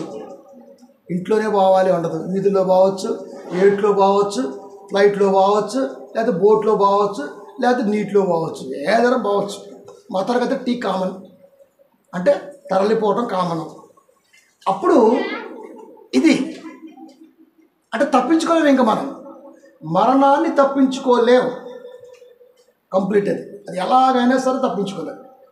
స్వతప్పితంతో వచ్చిందా, దేవుడిచ్చిన ఆయుష్కాలం కంప్లీట్ అయి వచ్చిందా, తర్వాత మరణం అయితే పక్క తప్పించుకోలేము. కానీ ఎక్కడున్నా సరే ఖచ్చితంగా అప్పచెపుతి అంట. ఎందుకు? అప్పచెప్పవలసిన బాధ్యత ప్రకృతిలో పెట్టాడు దేవుడు. అప్పచెప్పాల్సిందే. అప్పచెపుతాయా? అప్పచెపుతాయి. యెషయా గ్రంథము దానికంటే ముందు ప్రకటన గ్రంథము 20వ అధ్యాయము 13వ వచనము. సముద్రము తనలో ఉన్న మృతులను అప్పగించెను. ఇప్పుడు సముద్రం ఎందుకన్నాడు? ఒకరిని మీ మతములో కలుపుకొనుటకు మీరు సముద్రమును భూమిని చుట్టుకొని వచ్చేద్దరు అంటే అర్థం ఏంటి? ఇదిగో ఇవాళ మా పాస్టర్ గారు దుబాయ్ పోయారు అంటే దేని మీద పోవాలి? దుబాయ్ సముద్రంలో పోవాలి, సముద్రం మీద పోవాలి. దుబాయ్ పోవాలంటే ట్రాక్ లేదు, భూమి మీద ఓడ ప్రయాణం లేదు, పోతే గాలిలోనే పోవాలి, సముద్రం మీద నుంచి పోవాలా? పోయావా? పోయావు. ఏమి స్థిరపరిచావు? సువార్త ప్రయాణంలో పోతూ ఫ్లైట్ రిపేర్ వచ్చేసి సముద్రంలో పోయారు. అది అప్పగించేద్దంట ఎవరిని? ఈ బోధకుడిని. ఇప్పుడు ప్రశ్న, ఏం చేశాను దుబాయ్లో? అరబిక్లకి ఏం చేశావు? అభిదిత్తు అరబిక్ అని పాట పాడావా? అదే పాడుతుంది. ఏం చేశావు? అందుకే చిన్నూరైనా పెద్దూరైనా, చిన్న సభ అయినా పెద్ద సభ అయినా, అది ఇల్లు అయినా మరొకటైనా, ప్రసంగం మాత్రం ఆ రేంజ్లో ఉండాలి. అంతే. దేవుడి ఉద్దేశం మాత్రం అదే రేంజ్లో ఉండాలి. పెద్ద గ్రౌండ్ జనం ఉంటేనే చెప్తా, కుదరదు. ఇంట్లో ఇద్దరున్నారా చెప్పు, అదే రేంజ్లో చెప్పు. ప్రసంగం రేంజ్ తగ్గొద్దు. ఎక్కడైనా దుబాయ్ అవ్వచ్చు, లేకపోతే భూమి మీద ఏ దేశంకి వెళ్ళినా సరే దేవుడు చెప్పాలన్న వాస్తవాన్ని చెప్పాలి, బ్రతుకు విలువ తెలియపరచాలి. అది ప్రసంగం. వాడు చచ్చిపోయాడుకో ఆయన అప్పచెబుతేవి. అందుకే చెబుతున్నాడు ఆయన, సముద్రము తనలో ఉన్న మృతులను అప్పగించెను. అప్పగించిందా? అప్పగించింది. మరణము పాతాళ లోకమును వాటి వశమునున్న మృతులను అప్పగించెను. పాతాళ లోకములో, అగాధంలో కానీ లేకపోతే దాని వశాన ఉన్నటువంటి దాంట్లో ఎవడున్నా సరే అవి అప్పగిస్తుంది. వారిలో ప్రతివాడు తన క్రియల చొప్పున తీర్పు పొందెను. భవిష్యత్తు చెబుతున్నాడు. ప్రతివాడు తన క్రియల చొప్పున తీర్పు పొందుతాడు. కాబట్టి పునరుద్ధానం వారు తీర్పు లేకుండానే దాటిపోయారు. అదృష్టవంతులు. ఇంత కష్టపడి ఒక మనిషికి భూమి మీద ఆయుష్కాలాన్ని ఇచ్చి కొన్ని బంధాలను కలిపి, ఈ బంధములో నువ్వు ఇమడకుండా ఉండాలిరా, బంధాలను జాగ్రత్తగా చూసుకుంటూ క్రీస్తు ఉద్దేశాన్ని బహిర్గతంగా ఆలోచింప చేస్తూ నీ బ్రతుకు కాలంలో ప్రయాసపడుతూ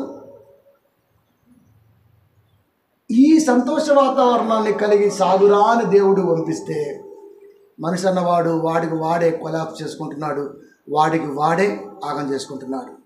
ఎవడు ఎవరిని ఆగం చేయరు. నన్ను ఎవరిని ఆగం చేయాలంటే వాడికి ఎంత ధైర్యం వాళ్ళు చెప్పండి? ఆగం అవ్వాలంటే నేనే ఆగం అవ్వాలి, నా తలంపిని ఆగం చేయాలి. అది కనుక యేసుక్రీస్తు చెప్పారు, నేను తలుచుకుంటే దూతలు వచ్చి సేవ చేస్తే నువ్వేదో పట్టుకున్నావు పెట్టావు అనుకో, మాకు ఇలా ఉంది కాబట్టి అలా ఉన్నాయి అంతే. అంటే అర్థం ఏంటి? నేను శిలువ మరణాన్ని నిర్ణయించుకున్నాను అంతే. నీ వల్ల, యోధా వల్ల, మరొకటి వల్ల నేను ఇక్కడ దగ్గర రాలా. మీరు అనవసరంగా మధ్యలో వచ్చారు, మీరే వచ్చారు మధ్యలోకి. అది అంటే అర్థం ఏంటి? నా తలంపుని ఎవడో కూడా టచ్ చేయలేరు చెప్పేసారు. నా నామాన్ని చులకనగా చేసి నన్ను ఎవడో కూడా అంత నిందపజేసేది ఎవడో లేడు. అంటే అర్థం ఏంటి? యేసుక్రీస్తు వారిని ఎన్నంటున్నా బ్రతుకున్న కాలంలో ఆయనకి ఎన్ని వినబడ్డా ఆయన మనసు ఎప్పుడు కూడా చెరగని ప్రయాణపు ఉద్దేశంలో సాగింది తప్ప మరొక బాధలో లేదు. ఎందుకో తెలుసా? ఆయనకు ఆయుష్కాలం తెలుసు. ఆ ఆయుష్కాలంలో ఆయన ఉద్దేశం తెలుసు.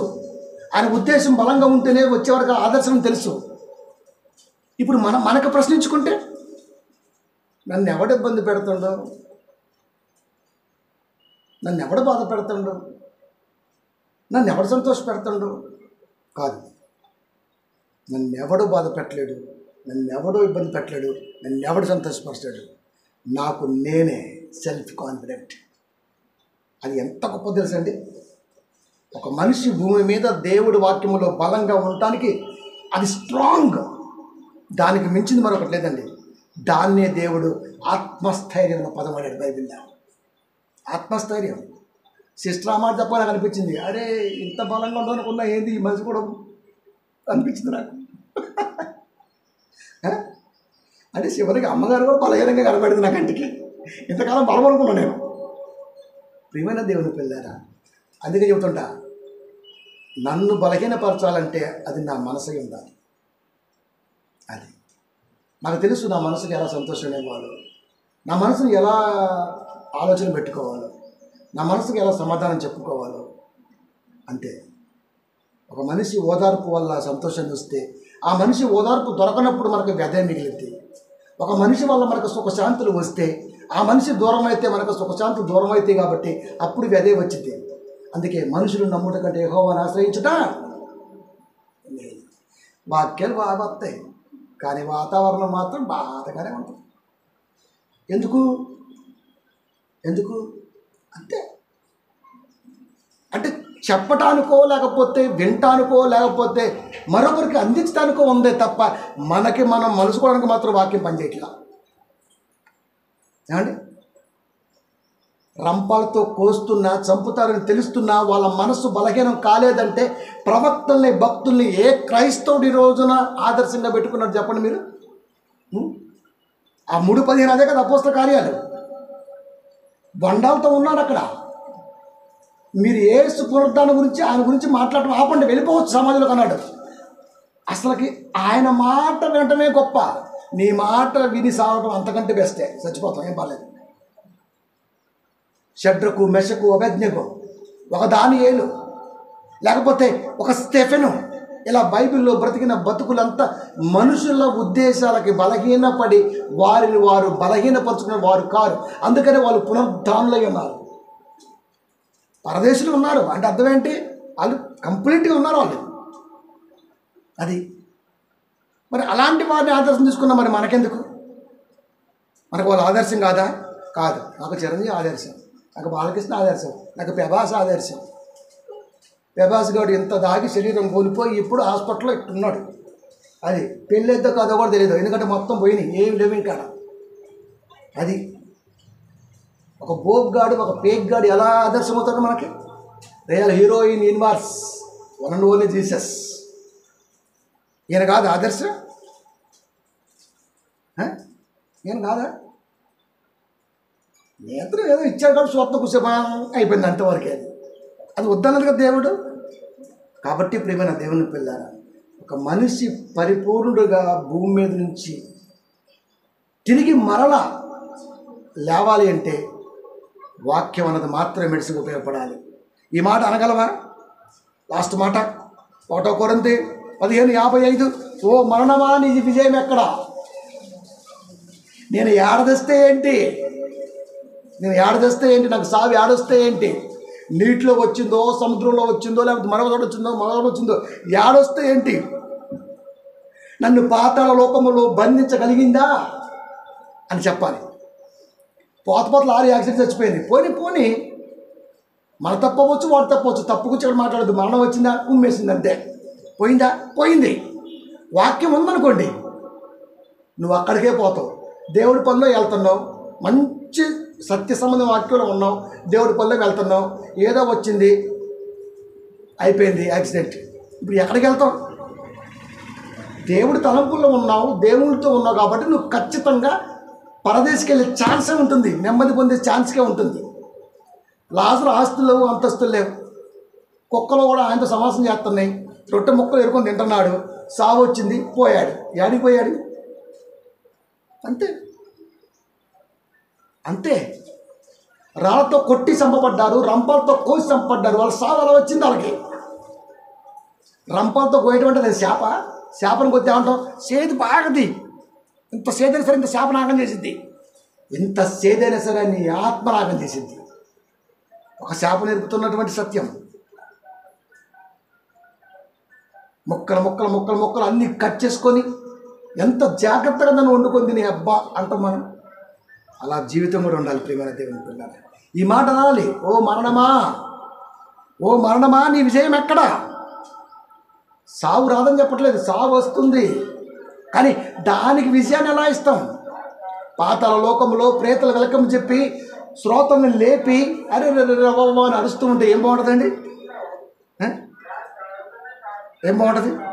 నీ విజయం ఎక్కడా? ఓ మరణమా నీ ముళ్ళెక్కడా? ఓ మరణమా నీ ముళ్ళెక్కడా? ముళ్ళంటే పౌరు శరీరంలో ఉన్న ముళ్ళ, ఏం ముళ్ళు ఏంటది? అంతే, నా కృప నీకు చాలు. మనోళ్ళు రాసుకుంటారు ఆట వెనకాల, నా కృప నీకు చాలు. ఒరేయ్, అది పౌలు గారి ముళ్ళురా, అది పౌలు గారి ముళ్ళు. అది పౌలు గారి శరీరంలో ఉన్న ముళ్ళు ఉంటే బాధ తట్టుకోలేక దేవుని తీసినంటే అప్పుడు అన్న మాట, నా కృప నీకు చాలు. ఆటోమే పెడతారు ఇప్పుడు ఇట, నా కృప నీకు చాలు. ఇప్పుడు వీడికే ముళ్ళు ఉంది, వీడు ఎప్పుడు చూసినా లోకనస్తరం తిరుగుతూ ఉంటాడు. వీడికే ముళ్ళు ఉంది చెప్పండి? ఏదో అయ్యగారు చెప్పారు నా కృప నీకు చాలని, అంటే దేవుని కృప అని అర్థమైపోవాలి. ఎవరే నువ్వు చాలా కష్టపడాలిరా దేవుడి కొరకు. అప్పుడు వాడిన పదం ఆ పదం, నా కృప నీకు చాలు, నా కృప నీకు చాలు. భరించలేని ముళ్ళు శరీరం ఉన్నది తొలగించు, నా కృప నీకు చాలు. అది ప్రతి ఆటో వెనకాల, కృప నీకు చాలు, నా కృప నీకు చాలు, నా కృప నీకు చాలు, నా కృప నీకు చాలు. సువార్త కొరకు నువ్వు ఏమంత ప్రయాణం చేశావు, సువార్త కొరకు నువ్వు ఏమంత బ్రతికావు, సువార్త ధ్యానంతో ఏమంత నలుగురికి అందించగలిగావు, ఏమంత బాధ ఉంది నీకు, నా కృప నీకు చాలని రాసుకున్నావు. తలకమాసిన అయ్యగారు చెప్పాడు, తలస్నానం చేయనీయుడు రాసుకున్నాడు, ఇద్దరు ఒకటే. అదే కదా. ఓ మరణమా నీ ముళ్ళెక్కడ? మరణానికి ముందు నీ తలంపులను బాధకి, హీనతకి, మరొక దానికి లాగుతున్నది ముళ్ళంటే అది. ముళ్ళు కంప్లీట్ దైవ ఉద్దేశానికి దూరంగా తీసుకొచ్చే ప్రతి తలంపు అది. అందుకని శరీరం నలగొట్టుకుంటున్నా అన్న పదం అంటే ఎంత చెప్పినా సరే ఎక్కడో ఒక చోట బాధ అంటూ ఉంటుంది లోపల, అది తొలగించవా అని అడిగినప్పుడు అన్న పదం, నా కృప నీకు చాలు అన్నాడు. తన ఆన్సర్ అంటే ఇప్పటికీ మనకు తెలియదు. కృప అనగానే కృపే. నా శాపం నీకు చాలు అని రాసింటే బాగుండేది. ఇప్పుడు ఎవరిని రాసుకుంటాడండి ఆటో మీద, నా శాపం నీకు చాలని? దేవుడి మాట కదా అది. కనుక ఓ మరణమా నీ విజయం ఎక్కడా, ఓ మరణమా నీ ముళ్ళెక్కడా అంటే నువ్వు నన్ను ఏమీ చేయలేకపోయావు.